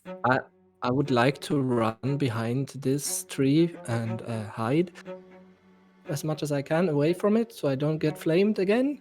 I just want to Or check maybe one step very more, if quickly that's possible. on the catapult ruling. Yes. Within range. Was the Yeah, body within 60 range? feet 60 range. feet. Okay. Is that not the throw? And then 90 feet range from it. Yeah, it's a 60-foot, From where an he item is, within and 60 then he feet, throws and then it. it can go 90 Perfect. feet. Yeah, it's Perfect. nuts. Just wanted to double check it. Very good. And yeah, you hide behind this tree. Yeah. Cool. I don't want to get flamed again. Can I take one more step or is there no space? What? Forward? Oh no, there's space there, yeah. There? Yeah. Okay, cool. Then Cool. I want to I don't want this thing to see me anymore. Thank you. Yep, you're out of line of sight here as you have full cover.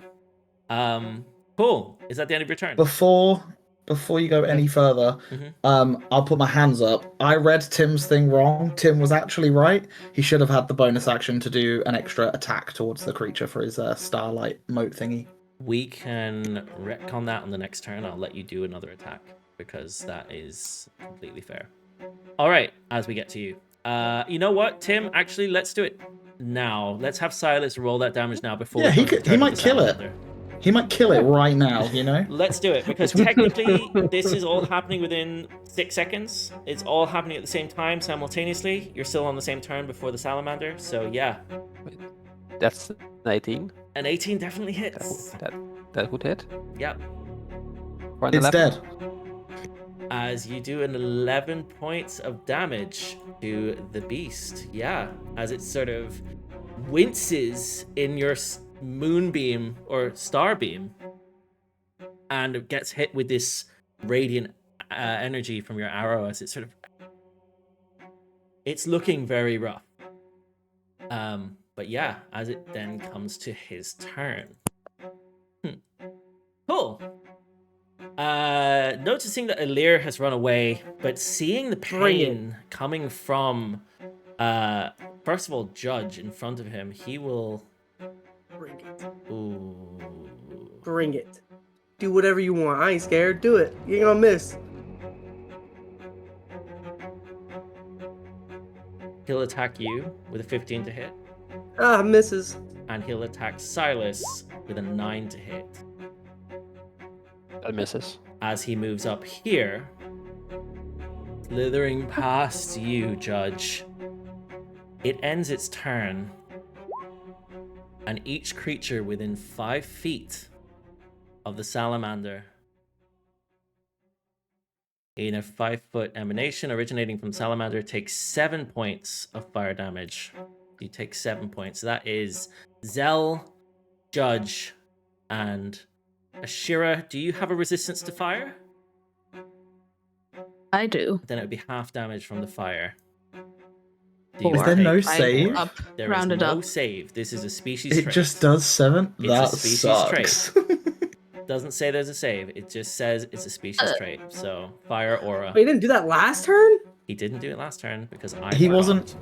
He wasn't within 5 feet of you, was he? He was within 5 feet of Judge, but He I was. had forgotten, so I hadn't rolled Oh. it. We've moved past it. We're not going to Wow. bring attention to that. DM is definitely good at the game, guys. Let's move on. Cool. As that is the end of his turn, as all of you take 7 points of damage, 4 for Ashira, as we round up with damage here. Would he take damage from the starbeam? Technically, he began it in his turn, so yes, he would. He would. He did leave it though. It's only once per turn, right? And technically it was cast on Silas's turn. Yeah. So If it I would move still it, yeah. be... Oh yeah, okay. Yeah. No, so no, he wouldn't. Thank you. Yeah. That's true. That's true. That's true. That's true. Okay, I'll He stop wasn't staying interrupting. still. No. I appreciate it. It's helpful. Zell, we come to you. Okay. Screw this thing. I'm going after that. After seeing what it did to Elirr, there is the method in front of me, but we're all here now, so if we can take down this thing before the method's next go, it'll be fine.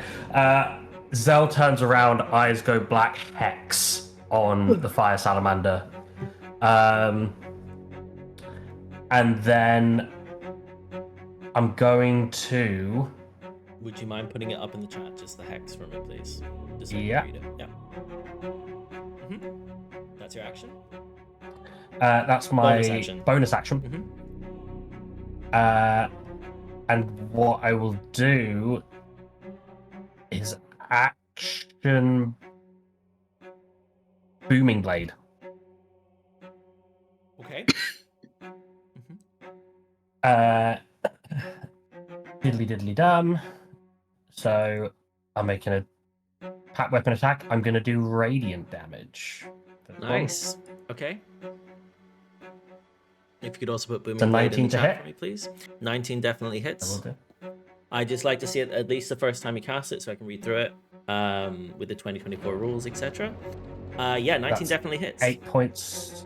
8 points of damage.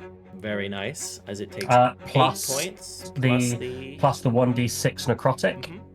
which is a further 1 point of damage. Another nat 1. And then for Booming Blade, it's if it moves, basically, then it takes 1d8 thunder damage. Very nice. Very, very nice. Is that the end of your turn? That's the end of my turn, yes. Perfect. As we come to Ashira. Ashira, you see a beast before you for the first time. Ah! What do you do? Yeah, You're no she longer opens her, blinded. well, or her, like the vision blurs comes back to her, and she's like, "Oh, you look different than you sound." And then she gets fire in her face. But anyway, so it's right next to her. That's great. As she will manifest another psychic blade and try and stab it into its belly, like into the soft tissue that it has. Oh my god, with a nat 1. A nat 1. Unfortunately, Yeah. you miss. I won't say anything else happens, but it's very hot where you try to stab it. Fortunately, you have a resistance to fire. Oh, okay. Well, like at the very least, I will try and do an offhand attack as well with my fan for 22. Definitely hits.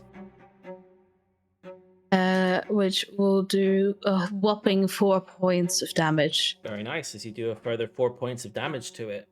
Is that the end of your turn? Yeah. Perfect. Sneak attack? Yeah, we're in 5 feet of it. Oh, wait, Me I and would have had Zell. advantage. Yeah. Yeah, there are enemies. So that's what, there are- 2d6? Yeah. There are friendlies within that.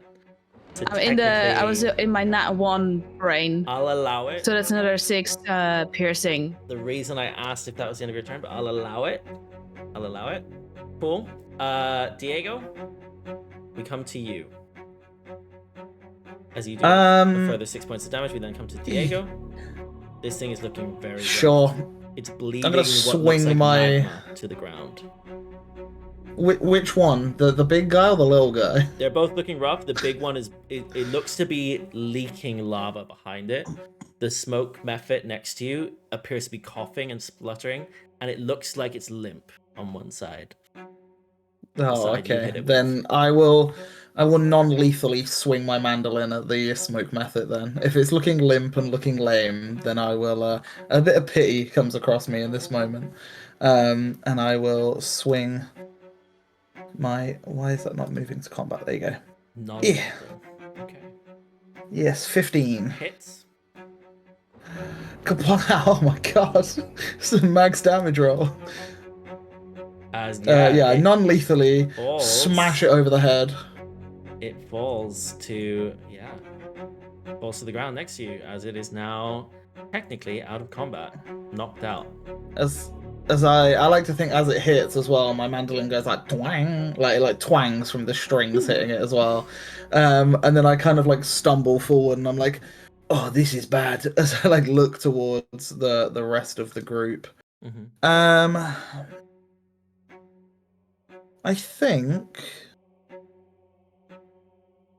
I think I will just take one step back. Okay. And I will end my turn. Perfect. Yep. As we come to Sylas.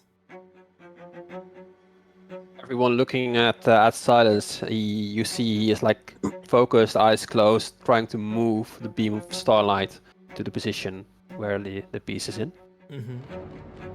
Which I need to get another Dex save. DC 14 con save.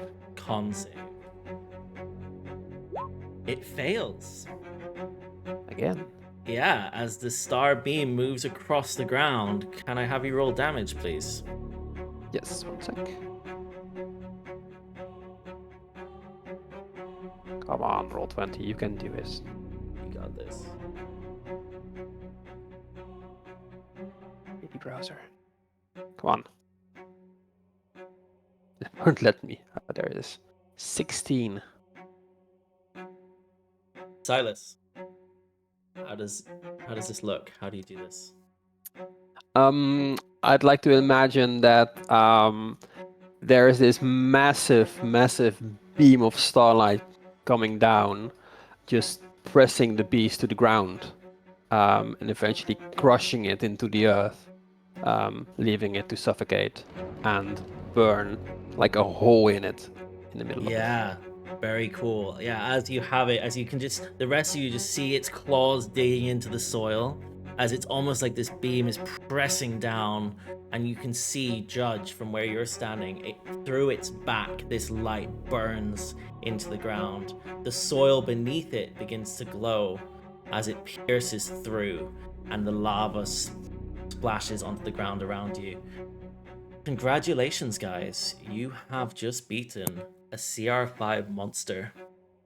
And it's with that, as we end combat, one still standing, knocked unconscious by Diego. We take a very quick 5-minute break, so we will be right back. And we're back! You guys have successfully beaten the Salamander and the 5 Mephits. One still stands. It is not Ash. He is currently unconscious. What do you guys do as you end combat? Elirr limps from behind the tree towards the group. Okay, I want to do 2 things. Yeah, so Diego took a bit of a hit for me, so I will cast Cure Wounds on him. Nice. Wow. Cure Wounds. Another healer in the group. Let's go. Is it do you use the hand that I know of with the mark on to cast the spell, or do you use the other one? Yeah. No, I use that one because you know. I think as soon as it starts coming towards me, I'm like, hey, because I know what it normally does, and then you heal me with it. I'm not gonna set you on fire, but for some reason it doesn't roll, so I'll just roll a normal D8. So give me 1 second. Plus your spell. Does it kind plus of... plus my spell casting? So that's that would be 12 damage. 12 heals. 12 damage is what I think. Damage. You're dead, Diego. You're dead. Does it manifest? Does it manifest a bit like your heat abilities? Like it's basically like a hot water It's bottle. like So it terrifies Diego at first that you're going to burning hands in. Oh, that. Thank you. I'll walk up to Elirr and I'll give him I wasn't done my yet, last okay. 5. Oh well, my last 5 remaining tip points lay on hands. Thank you. That burns. Is there anyone else in need of healing? Anyone? Jane? No, Or, but- sorry, Ash, are you good? Judge? You see Zell's different.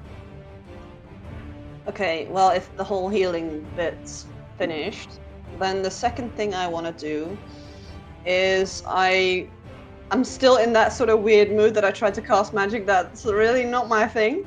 I want to use elementalism to beckon water, so I can sort of splash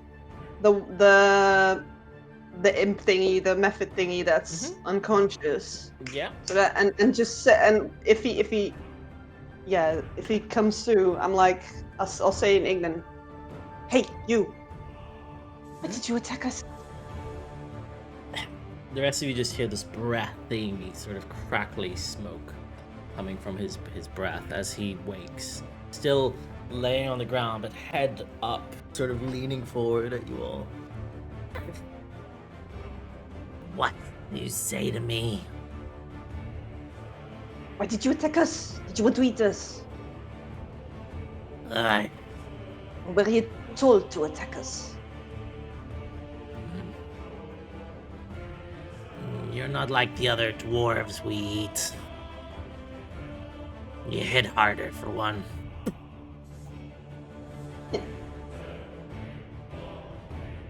How do you speak our tongue? Well, look at me. I'm obviously of an elemental nature, such as yourself. Okay, well, perhaps you let me go. We're And then elementals what? and stuff. If I let you go, where do you go? Brim do? What do you means do? no more trouble. Brim has nothing to live for. He's just gonna find some dwarves to snack on. I mean, Inside. fruits. Insight check, I went yeah. inside that. Go for it. 10. He's lying through his teeth. With a 10, you can tell that. Easy peasy. He's completely lying. He's looking to eat people. Clearly, he has a Gross hankering now. for dwarves. Go now. Hmm. Or, or we will end you, just like we did to the others. I. Told you to attack us. No one told us to attack you. Ash is the clever one. Was the clever one. It's what we do. Methods. Just either let me go or put me out of my misery so I can join them on our distance.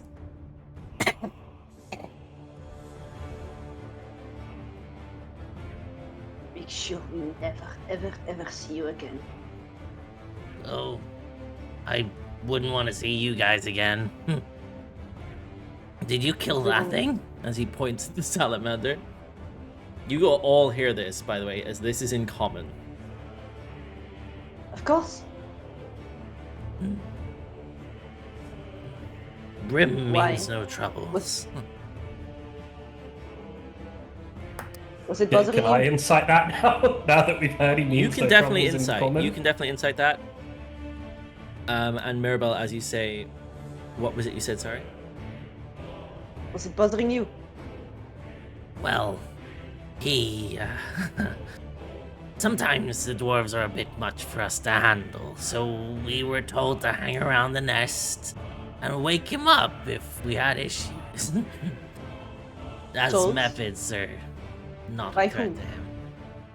Well, by Ashira. He was the clever one. So it's a nest.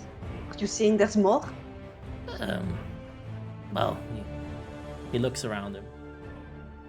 well, looks like I'm the only one left. Get Psst. out. Mirabelle, wait. Hmm? Mr. Brim, whatever your name is, you said there was a nest. Does that mean that there might be some bodies there? Some stuff that maybe we could find? Could help us, aid us? Well, most of the bodies are what's left. The pickings get picked up by those other dwarves. They hit much harder. We don't mess with those. Oh? You're asking about what's left on the dwarves, the non-fleshy bits, right? No, you said the other dwarves come here and pick what's left. So, who are the other dwarves, if not the ones that you kill? One's up the hill there. As he points behind him in this direction up here. Just the smoke up there. Is there a settlement? He Who's looks. there? He looks to you all. Clearly, some confusion. A settlement. Do they live there? Is there a nest there?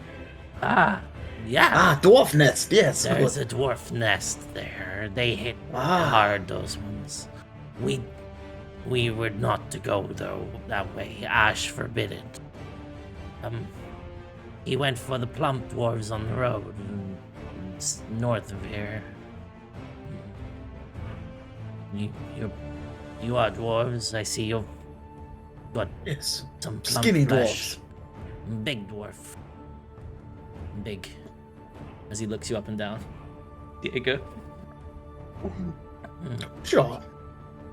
The don't packed think weapon it's- twitches in Zell's hand towards the method. I don't think this one means us any more harm, to be honest. I have one more question to him. Would you know the road or the location of a nest called, what was the city again, guys? Lava Crest? Yes. The nest called Lava Crest. Lava Crest. Big nest is that way. As he points south of you guys, like over here. Big nest. Lava Crest. Mm, I don't know. What? Is it a dwarf? Is one closer than the other? Dwarf nest, as he points to the one north of you. Dwarf nest. Is that closest? How many Close. days, roughly? Uh, Less than days? days? Nah. You don't know what a day is? But couple days maybe. How long Okay. flying? Flying. He looks at you. Well, you fly. Is it far? 2 days. 2 days flying. Okay. Path. Best to stick to the path. Avoid the fire serpents. Are we Snakes. letting the gnat go? Or... Yes. Do you know what a Grim can day go. is? Do you know what a day is, Brim? Yes. He points up. Shiny is gone. Day. Okay, I was just making sure. Okay. Anything I else? think... Is he good to leave, everyone? I think he is. Grim means I don't think dark. I mean, he, I mean, Or, listen. or do we want It's to not hand him interesting. over to the dwarf? What? I mean, Do we- they kill dwarves. Tweet. Makes. Do you makes know sense, of any serpents up ahead on the road? Like, do you know No. we should dodge? No. Don't go off road. Big serpents. Don't go off road. Fire. I'm sorry, Mirabelle. Did you say he's just gonna eat some dwarfs and that's okay? I mean, he's just a little predator on his own. What can he do? I mean, there are plenty of bigger things out there that eat people. I know, but usually we don't we usually kill those things too? He looks very To limp. protect people. Do you think this one's gonna kill us? Look how Who's he weak he gonna? Who's he is. gonna kill? Maybe some small bunny. No, but like, what if there's some refugees from the city who come You this think way? he's gonna- Yeah, He's all alone. Refugees from Forge Citadel. It could be a little child. if my family was passing through here, I wouldn't be comfortable having man-eating beasts walking around. Did he just go when I said child? Can I pick it up? Can I pick the bird thing up? The little method. It's sort Yeah, of like a I really grab ugly him. fairy. Yeah? You Yeah, grab him? I grab him. His wing and I- doesn't work, and he's got a broken Yeah. leg and a broken arm on one side where he's hit with the shillelagh. Yeah. Damn. I kind of pick him up, and I'll look to Zell, and I'll look to Ashira, and I look at this thing. Listen, I'll let you guys choose what y'all want to do with this thing. But I mean, do we really trust this thing to not attack other people? I mean, he literally saying he wants dwarves. I mean, are we Dwarves. down with? See, there he is. Or, better idea, why don't we take him to the dwarves' place that we're going to, and they can do what they want with them? That's what Since I he's I'm not decided to listening kill to this people thing from for the the- next 2 days. Look, no chance. Neither am I. The way I see it is this little method thing, right, is like a wolf in a forest. Okay? It is a creature that lives in this area, that it will attack things because it needs to feed. Right. This Are you thing- going It to is a put down... wolf that you cut in the foot, now limping and can't hunt on its own anymore. Yeah, we could put it out of his misery. Then go ahead and do that. I want to be the one to do it, but if that is what you wish, do it. Grim? I hold it out to Ashira. I look over to Mirabelle because you're talking to it the most. I look away. Like I fully agree with Diego here. Like it's just trying to survive. So yeah, I won't be the one. Well, I won't if be- you I think won't it be is the one less that- cruel, you keep it alive. Ashira starts walking south. We're Zell going shakes his south. head and goes with her. Oh, are we going the other way? Okay. All right. Which way Hey, you guys stay here. Ashira's gone south, so we'll go south. Well, he said south was the settlement, right? No. Well, big one. we don't know. We know that A big north nest. is a dwarven settlement. About Okay. 2 days north is where the dwarves live. South is a big nest, is what he said. Yeah. Okay, and we've come from north or like where did we come from? South Is that east, southwest. So we'd be going back on ourselves, potentially to Forge Heart Citadel. Oh, okay, then that's. You Then no, would've we go I come- thought north. it was Because south of Ignitia, but where yeah. you, Well, where you this are is now, south. where you are now, you came out of the tunnel and you went north up the path, and then through the forest where the Mephit led you, basically the burned forest where he led you. You would have come from south. Looking down at it, you would have come from south west. So you've gone north. You've gone northeast, basically, from the mountainside on the left hand side. For sake of brevity, you guys, you know what? I'll show you the map, even though you technically don't have it. Wait, but before we do this, Elirr, why don't you just fly up and tell us what you see? Yeah. Let's do that. Sure. I fly up and I try see. Cool. As you look around, Elirr, you fly directly up, and you are currently here. What? Okay. North of you, there is a city, or what looks like a Yeah. town of sorts. Sure. I Actually, sorry, you are. Hold on. I need to rework this. I was gonna say, isn't Sylvanthal Forge Art's here. You would have come down Yeah. underneath here, so technically you're here. Okay. This side Here. of the rock. Yeah. And he's told you there's dwarves north of you, and a bigger dwarf settlement south of you. Or a big nest. okay. Do I see anything up north? Because on the map I You don't see what anything, looks to but- be. You know what? Let's have a perception check from you, please. Thank you. 20. 20. Very nice. Dirty 20. As you look up, you see the volcano in front of you. You're looking north. You see what looks to be a tower with maybe an outpost, a guard post of sorts, looking towards what is basically a burnt area of ground behind this rock. It's sort of set up on the top of one of the rocks here, and it looks like there may be a couple of small buildings there. As you look around, you see that the other side of there, this big rock that you're looking at, you can see there is what looks to be a walled off area with a lava river running through it. You can't make out much, but you can see that there's some smoke plumes coming from buildings there. It looks like maybe chimneys or something along those lines. You can also see there's a lot of lava, and basically this whole area here is like a giant chasm of just odd stones, the occasional burst of fire coming from the ground. This whole area is essentially just volcanic rock with the occasional spout of lava all around you. There's flames every now and then. What you also would notice with a 20 is that there appears to be some hulking lizard-like creatures walking around these parts, and some flaming elementals towards the volcano north of you. Lovely. How far away does this outpost look? The outpost looks closer to you. The outpost is probably the closest thing. It looks maybe about 500 meters. It's really close. Oh, okay. The one Sure. south of you I is go- a little bit further.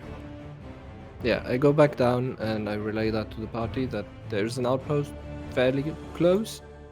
And then south About a further day or there so seems to away. be a more like a city structure, like something walled off.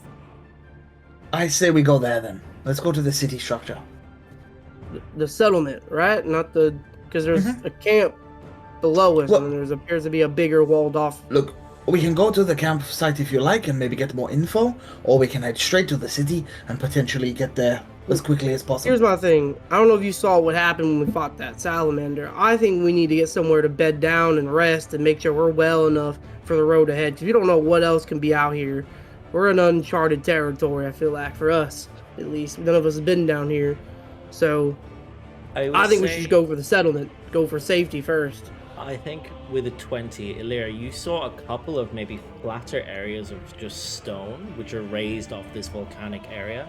Basically, as you're looking on it on the map, essentially around this sort of rocky mountain. You're sort of in the valley here at the moment. Sorry to keep zooming in, but basically you're sort of at the bottom of the volcano.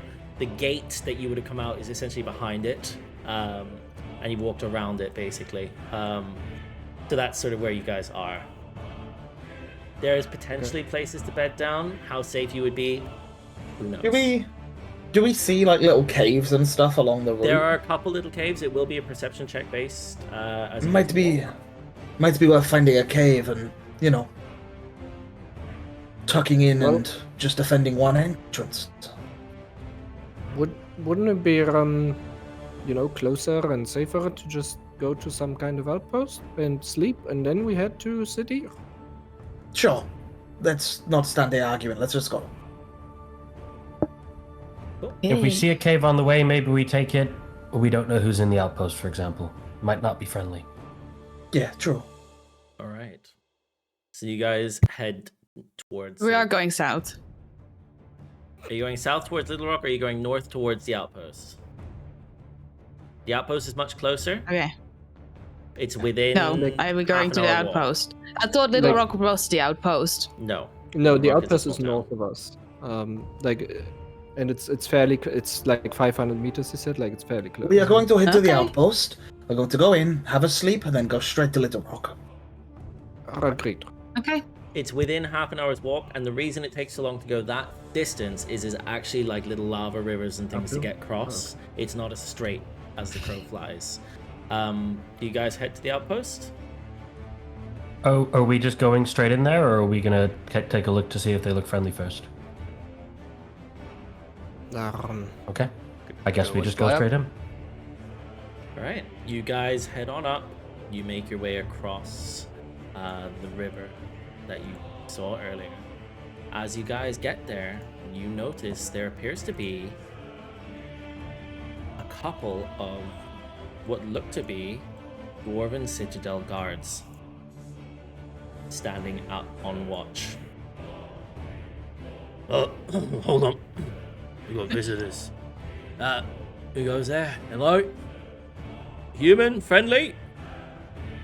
Yeah, It all depends if you are friendly.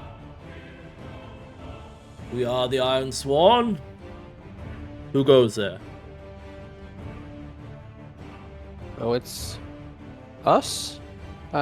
Just a party that came from down there. We're tracing some one, but we seek shelter for the night. We just got attacked by some Mephits and a salamander. We have managed to fight them off, but we're a little exhausted. Could we just come in, take a sit down, some rest and some safety, like my friend Sylas said? They seem friendly. You are more than welcome to stay with us. Please come. This is a dangerous part of the world to be in. Please come. As he gestures, we know. We are we are dwarves of Forgeheart Citadel here on a mission. We watched the gates of Ignitia. It's been quite a tough few days. You said you you're took part on of a what now? salamander. We are the Ironsworn, sworn to Forgeheart Citadel. Yes. The dwarves of... Where are you from? Well, we are from all over. Look, I think myself, I am from Stonehaven. Traveled a very long way, all the way up through to Varentara, and now heading through Ignitia. But yes, I've traveled a lot. We're just really tired. Would you mind if we just set up camp and maybe we shared a glass of wine or so at night? Can I persuade You like check wine? with you, please? Sure. What type of wine do you have? Oh, it's a 9. Ashira starts taking a bottle of wine out and just like presents it to assist. Corbin, we haven't had wine in some time. We're on guard. What business do you have in Ignicia? What brings you here? Are you guarding Ignicia? I thought you were from Forgeheart Citadel. We are. However, we are the Ironsworn. That makes Oh. us allegiance with the Lava Crest guilds, no? We just had to leave the Forgeheart Citadel. While we were there, turns out these red-hooded people attacked the place. We were just passing through at the time. You know of the Red Hoods? Yes. Yes, we encountered some at the bridge as we left Forgeheart. Interesting. Nasty lot. Okay. You may come in. Can I insight check him? Yes. Yeah, can I What are you insight looking as well? for? I need to know what you're looking for. I got a nat 20, I'm- but I was looking for his reaction to the Red Hoods, to whether or not he's allied with them or against them, is what I want to know. And Zell? What are you looking for? I got a 12. I'm basically looking for the same thing, slightly different, but more or less exactly the same thing. I was gonna look also like inside that, like the way he worded, like, oh, they know of the Red Hoods. Like, is that like, yeah. was that a negative or positive connotation? Like, Yeah, you can definitely roll insight as well. So you're all basically looking for the same thing. Yeah. Diego, you catch it immediately with 25. They know of the Red Hoods. Elirr, you can tell as well as Diego. With a 19, you can tell that they're aligned with them. Maybe watching over the road for them? You're not entirely sure. However, Diego, with a 25, you caught that there was some discomfort from the way that he showed, not appreciation, it was more disdain for the Red Hoods. Like, he sort of grimaced at the idea of them. But you're more than welcome to stay the night. Thank you. Truly, it is an honor and a pleasure. There Thank are you. all sorts of beings here, creatures. Your best bet is probably in the hut, as he points at the one hut in this place. We take turns normally, but I think Gren is still in there. He's no bother. Look, Please, we make us- will also happily take watches, and if we are attacked, we can help out. That's awfully kind. Please, Thank you you. look like you've experienced quite a lot. You're more than welcome to stay as long as you like. Yeah. What do you guys do? Pile into the hut. Cool. You head into the hut, and inside there appears to be what looks like some hammocks, basically fixed up against the wall. Like, it's like they've been nailed into the wooden posts that are holding up this hut. There's also some hay on the ground, like thatch and stuff, sort of put together. It looks like it could be a table or a bed. You're not entirely sure. In the corner, there's a bunch of like quilts, like furs. There looks to be like bags that maybe have been emptied or re-emptied. There's a couple of buckets of water. And what looks to be like a form of well, but you're not entirely sure how it works. It has sort of like a hole with a bucket at the top and a pulley. And if you were to look into it, it looks like it is quite deep, but at the bottom there appears to be water. They're obviously sourcing something from very deep in the ground here, to get that water deep beneath the volcanic sort of ash, I guess. But yeah, it's mostly made out of sort of burnt wood and sort of thatched beds in here. Not really beds, more sort of makeshift sleeping arrangements. But yeah, there's just about enough space for you all to cram in. Maybe a little bit cozy with Gren, the sleeping dwarf, who's sort of snoring and rolls over in his hammock as you go in. There's probably 4 hammocks and then a bunch of thatch and hay on the ground. What do you do? As we settle in, getting ready to set up beds or something, who has that note in Dwarvish? Well, I told you. Can you read it? Well, I could sit down with it for like 10 minutes and Perfect. comprehend the really- language. We really want to stay here. What do you mean? I mean, the note I pulled off of the leader today literally spoke of the Ironsworn. Do we really Yes, want to but- trust these people? But the Ironsworn are all in Forgeheart Citadel. It's not all of them. We don't know though. What if it was all of them? Why would they be killing them in Forgeheart Citadel? Because we don't know if maybe these guys let that one dude go out through here as well. We don't know who these people are aligned with. Yeah, I have a You good know- idea that they don't like them. yeah, it felt like he didn't like referring to them. Like, didn't sound at ease with them. And it And said Lava maybe- Crest on the note, right? That's quite Yes. far still. But as we now just figured out, the Ironsworn go throughout this whole area, so we don't know who could be a part of them or not. I mean, we knew the people at the gate possibly could have. We knew that the people obviously in Lava Crest are. I mean, that's helping them. We don't know how far it runs. Yeah, but Yeah, we only have but now three, we- three guards. That would mean we can't trust anyone. Just because we have a Maybe we note can't. on some information. think we it shouldn't could be that trusting they align anybody with right now. Every person that we meet. Listen, What I think time we is shouldn't be it? trusting anybody.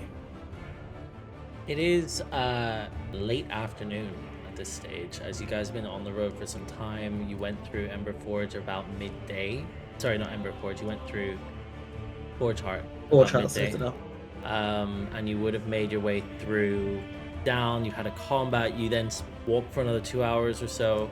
It's probably about 3 o'clock in the afternoon, roughly, because you started very Just- early. Judge, you are a guardian, right?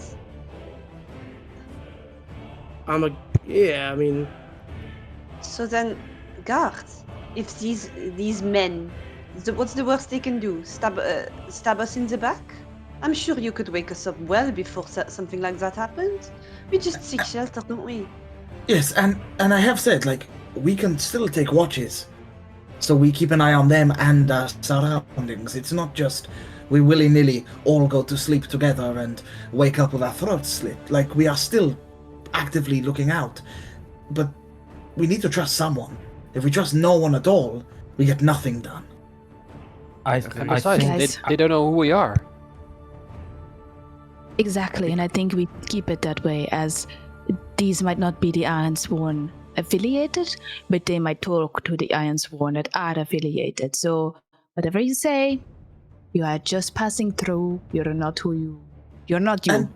And Judge, if you're talking about trust, you trusted us, and he literally led us straight to a trap. and I think that even speaks more to how much we shouldn't be trusting anybody in this area. I mean, let's be real. I mean, the first thing we went to Forge Our City, we got dragged into Ignicia for a fight. We then came out, we went with Ash, got dragged into a fight again, and then now we got these guys who literally from a note can tell us that there's Ironsworn a part of the Red Hoods. Yes, but there are so many Ironsworn. We're not There talking were about also- one. There's not like a group of 5 people. It's like hundreds, thousands. I agree. Guys, lower your voices a little bit. There's literally one sleeping right there. But I look, agree. I agree to both sides. I can see where Judge is coming from, and I can see where everyone else is coming from. We have to trust some people, but we have just entered their main city, and clearly the Red Hoods are very well ingrained there to have gotten in so easily and then to have slaughtered so many people. We've just got to be careful, but we're right. Everyone's right. We can't just go about not trusting anyone.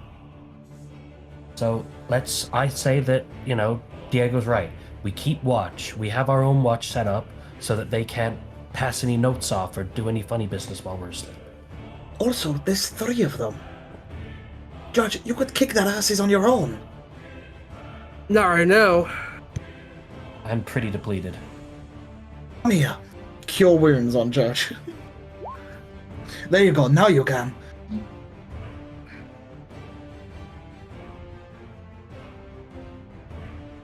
It's okay, guys. If something happens, we'll just deal with it. Just like Ashira said, keep quiet. Don't tell them who we are. And by the morning, we'll be gone. So, It'll be fine. bedrooms, tents. I'm claiming a hammock. Unlucky. And I just climb into my hammock and lay down. Isn't it like late afternoon? What are we gonna do? It's late afternoon. Make some food. Early night. Drink some wine.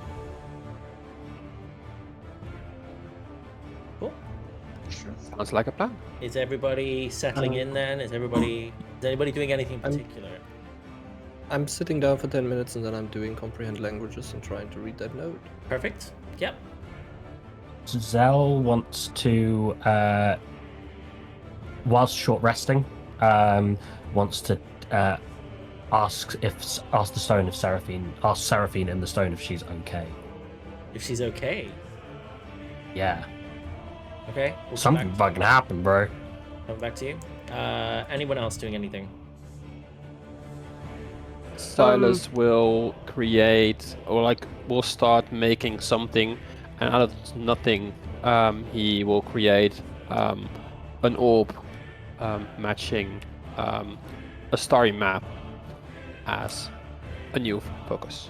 Very, very nice. Yeah, you spent some time sort of developing this focus that you had, maybe some regions and components within here, but also on your person that you've taken, maybe some of the magical flowers you picked up and that kind of thing.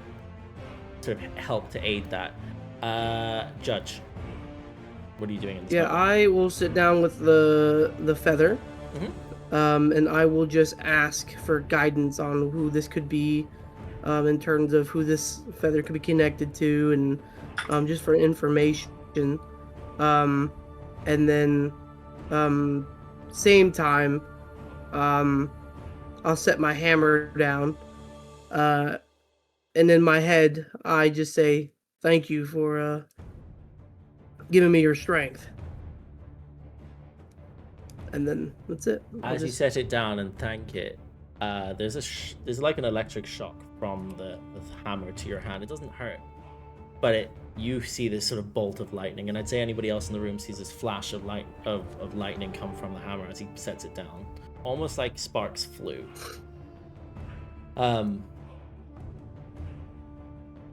Mirabelle, are you doing anything at this time? I'll probably be, because of my little mishap I sort of had earlier. I'm just probably, I'm gonna try and get more in touch with like all the other elements rather than just fire. So I will just be casting elementalism over and over. I'll throw it up for you. So I will probably just be like, if there's any sand on the floor, I'll probably be trying to sculpt that into little thingamabobs. I'll be creating a cup of water that I can sort of splash to get the soot out of my hair. And when I'm done with that, or when I'm literally like, I don't want to do this anymore because it feels so unnatural, I'll just grab my bag of holding, I'll plop my hand in, and I'll just take my book out, my my smutty book, and I'll just drop myself in a hammock and start reading.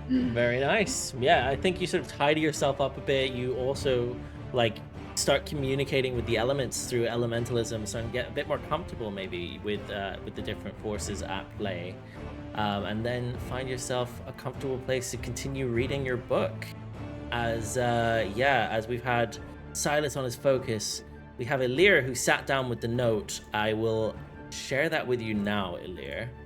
Actually, I'll share it with everybody. No, I'll share it to you first, and then I'll share it with everybody in a moment. So you have a moment to think about what it says. But it's essentially that. Zell, as you reached out to Seraphine and ask if she's okay, you hear...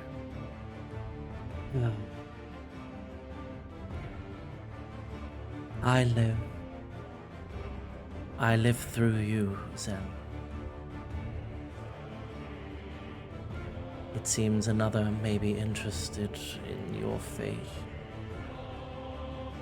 Here I was thinking Azulara was the only one. As you feel yourself smirk slightly. You sound tired.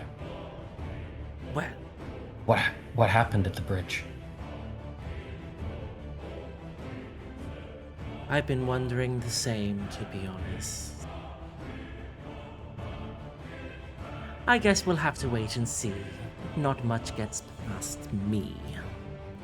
And you feel her essence basically dissipate. In your mind, it's almost like the word was silenced before she finished it. Seraphine? Seraphine. Interesting. Silence. Yeah. Elirr, you spent this time focused on this letter. Would you like to tell the others what it says? As they're all sort of getting comfortable in here. You've got the guards posted outside. They're sort of walking around. They're obviously keeping a lookout on sort of the hills and the surrounding area, so you'd probably hear if there was anything. I will say none of you need to take a lookout at this moment. What do you do? As I will now share that with everybody. Yeah, I will tell the rest that in Dwarven, that it's a Dwarven letter of trade and naming a Lava Crest counselor, Dorian Emberforge, as a trade master in his routes in and out of the city. And then, yeah, the other stuff that was already in common. And to confirm, was that he was a counselor, but he was in charge of a the... Lava Crest counselor named Dorian Emberforge. Dorian Emberforge. But you said it was regarding trade? Yes. Like him as the trade master, like maybe almost like a contact person. That's what it to me would sound like from the way it's written. Cool. Yeah. As well as that scribble at the bottom that's badly smudged, apart from those letters that you saw earlier, Diego, with the S, R, and then the U and D joined up together. Does it look like Long it's sentence. someone... Yeah, does it look like it's someone signing the letter off? Or is it You like should where it have came in from, your perhaps? handouts now. Oh, have I got it You can now? also see it now. I think you gave it It's all. the dwarven note. But it looks as though I've put underlines there for you guys. But basically, what you guys would see is it's essentially handwriting that looks like it's been smudged so badly it's illegible. But then you can see one of the words in the sentence, which is longer than most of them. You can see S, R, and then U and D joined up, but they're sort of amongst the smudging. It's very hard to read what it says. It's almost you can't really interpret anything that it says. What you do see is what Elirr described to you, which is this dwarven writing, which looks very official, and that sort of seal with the anvil, but also with the crow Allen mark, almost like it's been on top of each other on the outside. Is there any way that any of us could do a check to try and uncover more letters of like the full thing?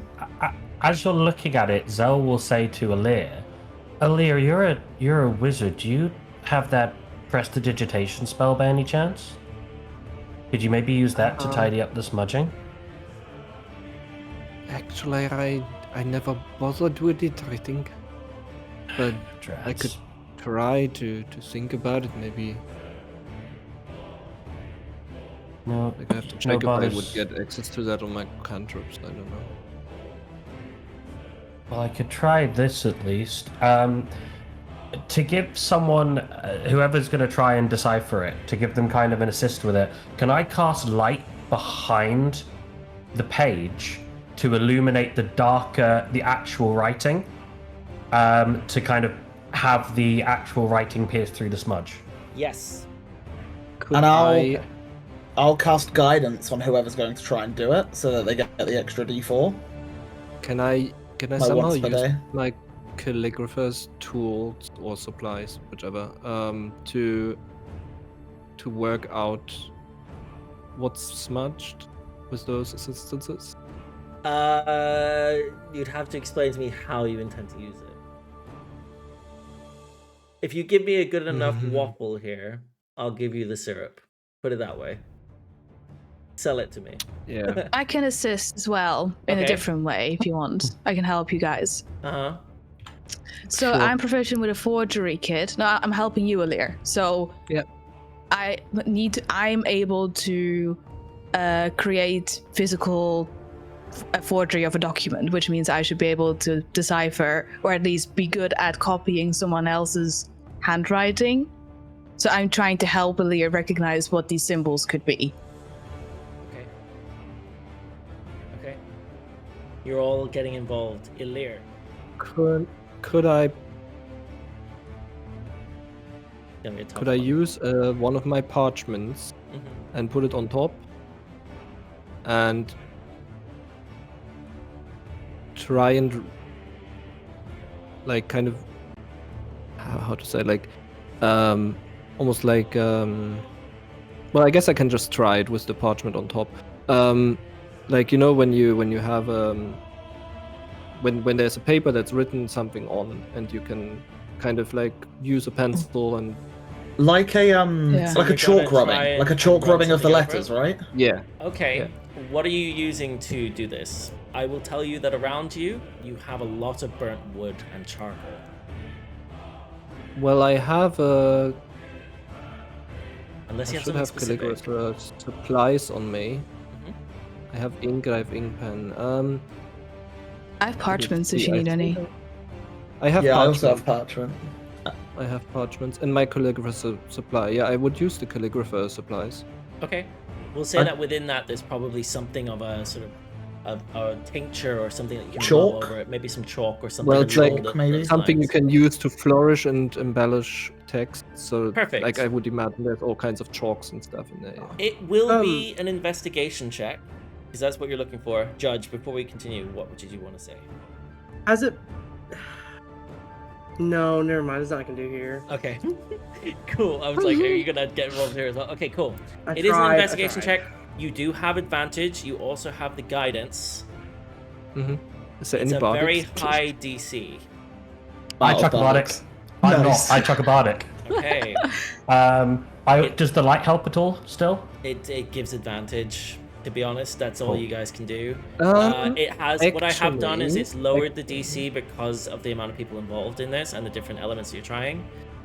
So There's like DC 4 of us huddled around this Yeah. one piece of paper. all working together. I like the Can idea I- that you're using the impression of the paper to try and scrape it out, and also the light behind it to see where the indent of the quill would have been used to write this as well. So, investigation at advantage, please. Sure. As the DC. Can I at the same time use my dancing lights also, like, kind of behind it, similar to what You definitely can. I would say it to doesn't add activate much my because you've already key- got the teacup cantrip thing? you've already got the tea- light teacup- cantrip from. But yeah, I already Yeah. have the advantage and stuff. But just because he wants to make use. Anyway, investigation, you say, right? Mm-hmm. At advantage. Oh, Okay, 15, 15 and plus your then- bardic. the bardic d6. Yeah. A 3. And then you guidance, said which is guidance. Do you D- want to cast the guidance on you, or should I? Four. Go for it.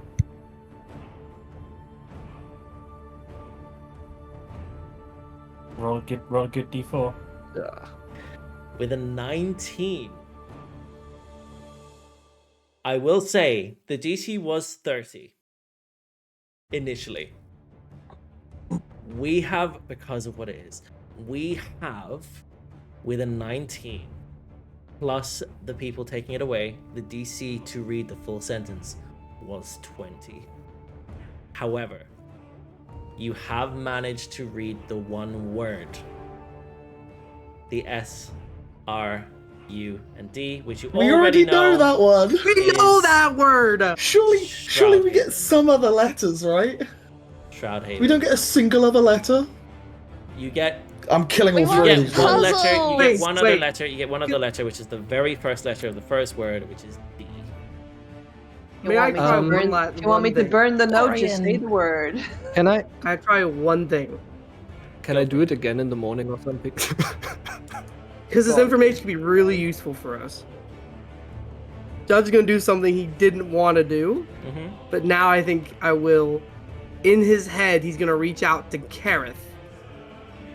Okay. and in his mind go, I know you've offered help before.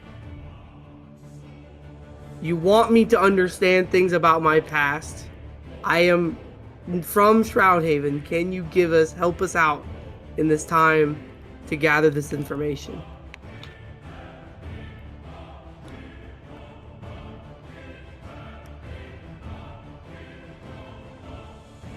You hear? Hate this dude. You I fucking hate this request dude. my help without offering me anything in return. What do you want? Well, I suppose you appeal to my better senses. After all, for you, I'd want vengeance. You know it says Shroudhaven. You know deep down, what that is. It says to deliver it to Shroudhaven. Surely that's obvious, is it not? Right. Well, until we speak again, Judge. Silence. That guy. I think under his breath, Judge just mumbles, I hate that guy. Anywho, the first sentence is to deliver it to Shroudhaven. And it's when he says that you guys realize, as you're so close to the DC, it could very well say just that. What do you do?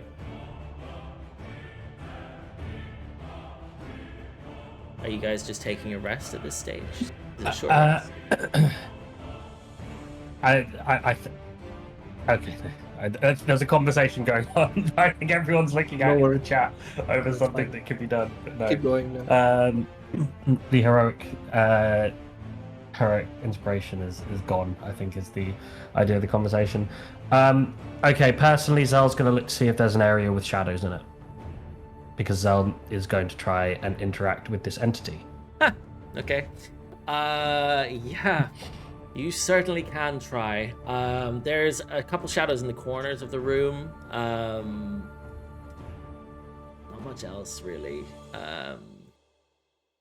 Anything outside? It's fairly bright because of the fire from the lavas fire? and stuff. It's Cool. also quite early in the day.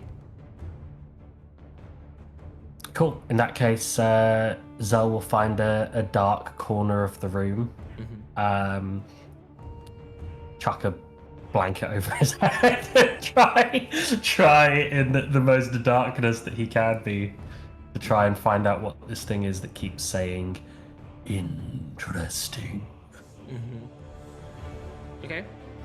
Whilst that's happening, is anyone else doing anything? I will say you're doing a short rest here as a group, right? You're all essentially... Is it a short rest or are you planning to stay for longer? I need to know from you guys, please. I would like a long rest. But what are we Yeah, doing? in I think we terms of decided spell to do a slots, long- I would prefer that. I think we long rest until it gets cut short, right? If that happens. Can I take a, just in case it does get cut short, can I have taken a short rest though? I'll say if you're going to do the long rest, you do a short rest beforehand because you're going to be here for some time. Probably Yeah. until the morning Cool. at that stage. Cool. Unless you guys tell me otherwise, it's up to you. It's D&D. You can do whatever you want. You can leave middle of the can night use if you my- like. Just let me know. I'll What's take a the short plan? rest. Cool. Long rest. Yeah, so long rest till. All right. Yeah. Everybody can get the benefits of a long rest before Zell, before you go to bed that evening, as everyone else will come to you to see if you're doing anything as well. Zell, you head to the shadowy part of the room. Maybe you go outside behind between the rock and the hut and find Yep. a quieter place there alone away from everything else. What do you do? What do you say? I start speaking in Abyssal and I just start saying, are you the original crafter?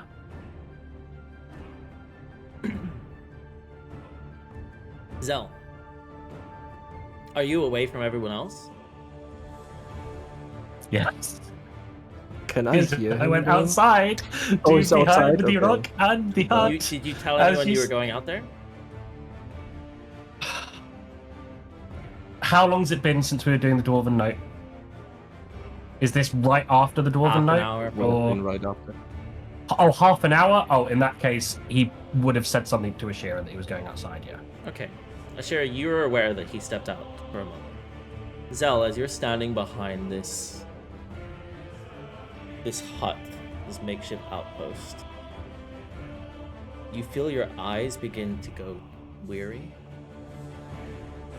and you collapse. And in that moment,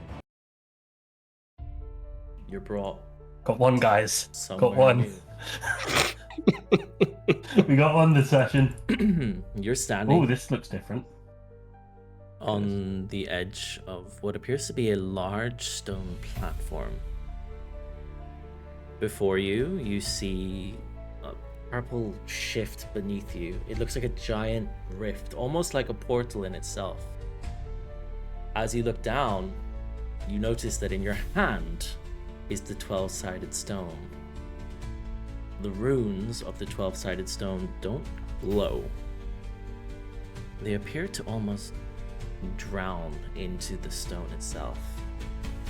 The green that's originally there, as you first look at it, leads into an ink black color. And then back again, almost like breath pulling the world inside out. The forest behind you hushes.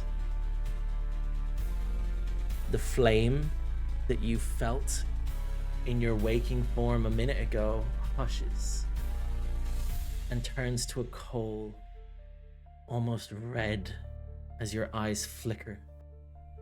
Sound thins, stretched, taut, and plucked. You can't make sense of what you feel and what you see. A pressure builds behind your teeth, like you're about to speak a word that you don't know. And then the voice arrives.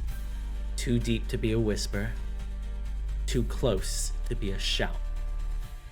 It comes from almost behind your thoughts, wearing no name, and yet wearing many.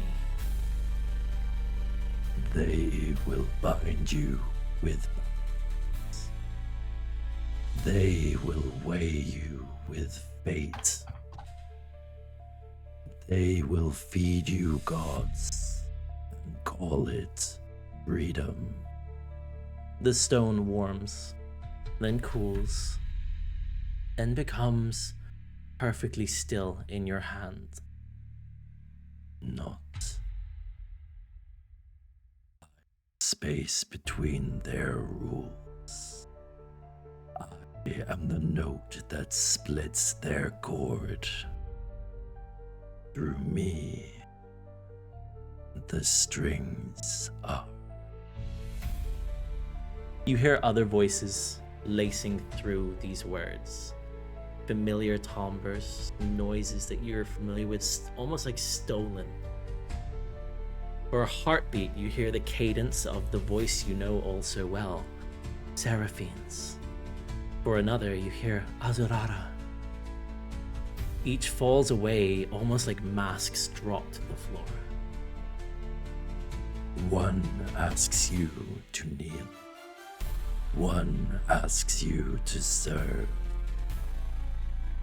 I ask you to step aside.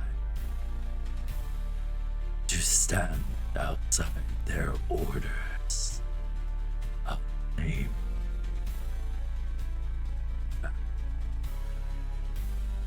You feel a cold weight pressing against your ribs. In the distance, there's a wing beat. It's almost like the sense of a crow shadow passing over you, like it's covering a sun above you that you can't see, yet you feel it, the cold for a moment.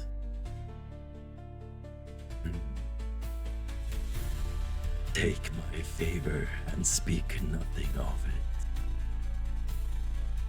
Each secret is a door. Each lie is a key. Together, we will open what they feared. It's at this moment that a single rune twists on the stone in place. It inverts, and for just an instant, you taste almost like iron and rain on your tongue. Say yes, Zelentrus. Let the chains break. And it's silence, as if waiting for you to speak. Before you, the void continues to spin. It's cool around you, and if you look around, you have free motion here. But you don't know where you are. What do you do?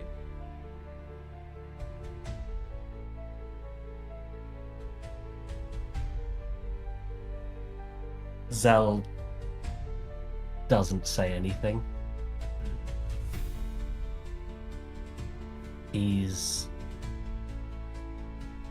quaking quite violently. But he can't bring himself to say yes.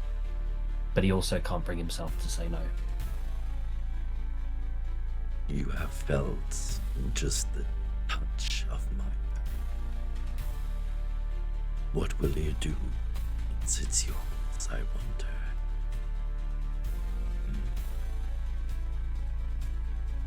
Interesting. As you're then pulled, the air fills your lungs and your back, uneasy, uncomfortable. It's like you haven't breathed for a moment. As your chest aches, the pressure that you felt lifts, and you realize that in this moment you've been holding your breath entirely. You don't know how long you've been out. But when you exhale that first breath, you notice that any of the flames in the surrounding area flicker inward, as if breathing with you. What do you do? The stone is in your hand. There's no smirk.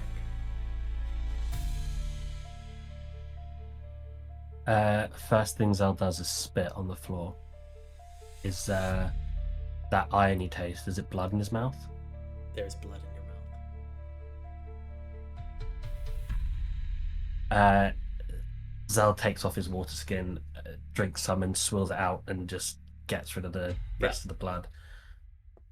Stands up, takes a deep breath, wipes the sweat off of his brow, and he has a lot to think about. So he goes back into the tent, and without saying a word to anyone, heads to where he's going to bed down for the evening on the floor. Very nice. Very nice. Cool. And you gain the benefits of a long rest when you eventually crash. The rest of you, you're about to go into a long rest. Is anyone doing anything before you sleep? I want to do something Yeah. before I sleep. Me too. We can do this like in the same time that has happened with Zell. Giving all the information that I have that the players gave me on the crow, maybe being a beast we can follow, everything I know. I want to try to cast locate animals to see if it would work, and if it would work, if it would show up in somewhere. Okay. But yeah, Can you put the spell in the chat for me, please? I can. And I need you to be very specific with the wording that you use when you cast this for me. Describe it to me, what you're trying to do, what you're trying to locate. Come on, you can certainly do it. can Oprah. try. Can certainly. Why is it not showing up in the chat? Or should I say, you can certainly try. I did cast it, but It's okay. I can look it up as well. Yep, there it is. oh, there it is. Yeah, there it is. So what I'm looking for is a celestial-looking crow,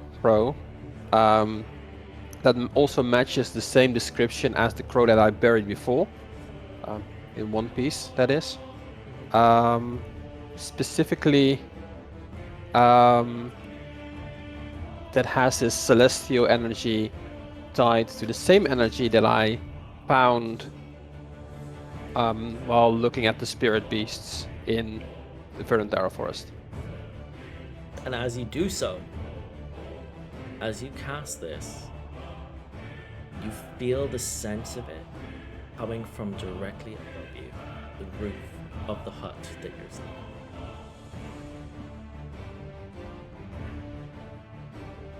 You What do I also see if I look sense up? it- You also sense it down the road from where you came. And in the tree line, past the hut. But the closest creature you can feel within 5 miles, and that's the one directly above you. It's that celestial essence is still there. It's the crow, right on top of the hut. And yet, even though it's one specific kind of beast, it explicitly says in the spell, describe or name a specific kind of beast, plant, creature, or non-magical plant. You learn the direction and distance to the closest creature or plant of that kind within 5 miles, if any are present. It says 1, and yet you feel the presence of 3.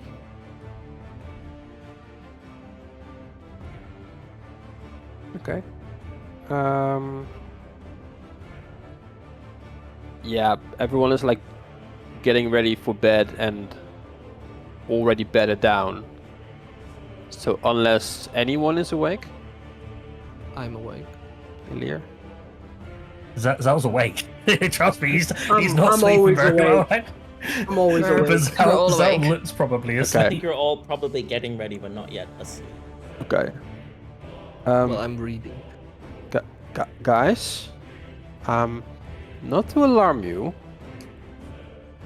but there seems to be a certain, well, multiple certain crows in the vicinity. While I look up to the one that is sitting on top of me. Should we be aware of that? Just be careful, I guess. Let's not say anything too crazy. What do you suggest we do, Sylas? I have no clue, Diego. Because Just Judge for you- killed one before, and you were not happy with it. So what do you think we should do with this one going forward? Well, can we trust them? Do we trust them? Well, considering we believe they are tied to the crow itself, right, and Talon, I would say no. Then this really pains my heart, but I think we're like too deep in to keep him alive. So we should get rid of them, I think. Wait, when you say get rid of them but keep them alive, I don't. Yeah, well, it's against my nature to kill them. But like it's. Would it be Maybe- good to capture one? Can you talk to them? That is a good point. Yeah, I can try, but If I may give a suggestion, this might just be another view, another way we can look at it. Maybe let's not do anything about it here. Maybe for now we just kind of ignore it, and then as we get away from these people and more on our own, if the crow is still around us, then we can handle it then.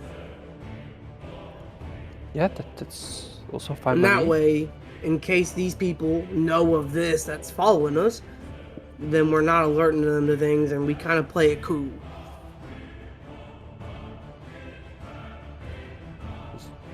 Anyone else has suggestions? Well, I agree right with now Judge. Here, lay low. Decide. Should I still like try to talk to it? Maybe away from here. Let's not alert these people to let us see anything weird right now. Right? We don't want to cause an alarm to them. Makes sense. So let's agree to not kill them if we see one. Talk first. Ask questions. Sure, it's fine. Yeah, maybe just And then not maybe- here. Maybe Far And kill if them it's a later. dick, then maybe We kill it. Yeah, well, that's fair. I can deal with that. Yeah. We will Cool, have so, lunch tomorrow. Sorted. I'll do nothing at this point. Well, not regarding the crows. But everyone is informed now that we have some crows following us. Yep. Perfect. Do you all get some sleep then? I would like to take out my growler. You take out your growler, Yeah. your Okay. growling tone. Okay. I'm sorry. And do you investigate it? I would like to caress it and tickle it and all the nice things.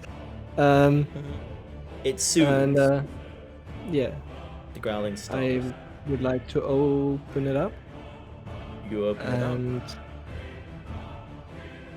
I just want to try something, It's docile. blank pages at the moment. As you Yeah. Can I write in it and just say hello? Someone in there? You write on it. Yeah. As you do so, words begin to form. Uh-huh. And you read. Finally, written in all caps, about time. So, who is this? I write that, I guess. As you Slowly. write, your words are there for a moment and then disappear as you're almost writing it down. Perhaps we get to know each other first. Who holds this book? Question mark. It's Elirr. I'm Arakrokra. Arakokra. ... A creature, type of bird type creature. You then see.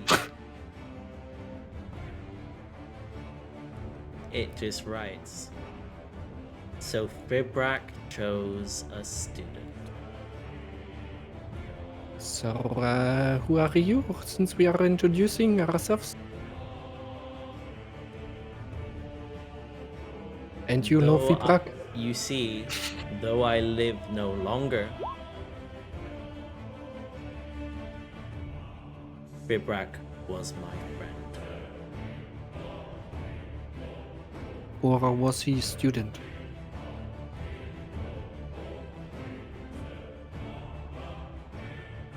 It just writes clever.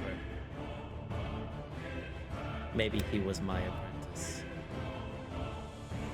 And that is where we call tonight's session, as you're in discussion with whoever trained Fibrak. On that note, I did have one thing that I Go for wanted it. to ask because it won't make any sense next session if I leave it. I also wanted to do something, but yes. never mind. Okay, you know what? Uh, We'll see. Closing beats. What are people doing? Elirr, we come back to you at the beginning of next session. Yeah. Zell. Cool. Zell will say in his head, having overheard the crow conversation, are they yours? Are you still here? Is this what's left? Okay. Yeah. I'll pick that up at the beginning of next session. And Ashira, what is it you're doing? So with the discussions going on and whatnot, Ashira is kicked off her boots, picked a spot to bed down, and sits down, and she just sort of starts rubbing her temples and stares out in front of her. when for a moment her eyes sort of glaze blank and her pupils disappear, but she continues rubbing her temples like she has a headache, nearly. And that's where we'll close it out.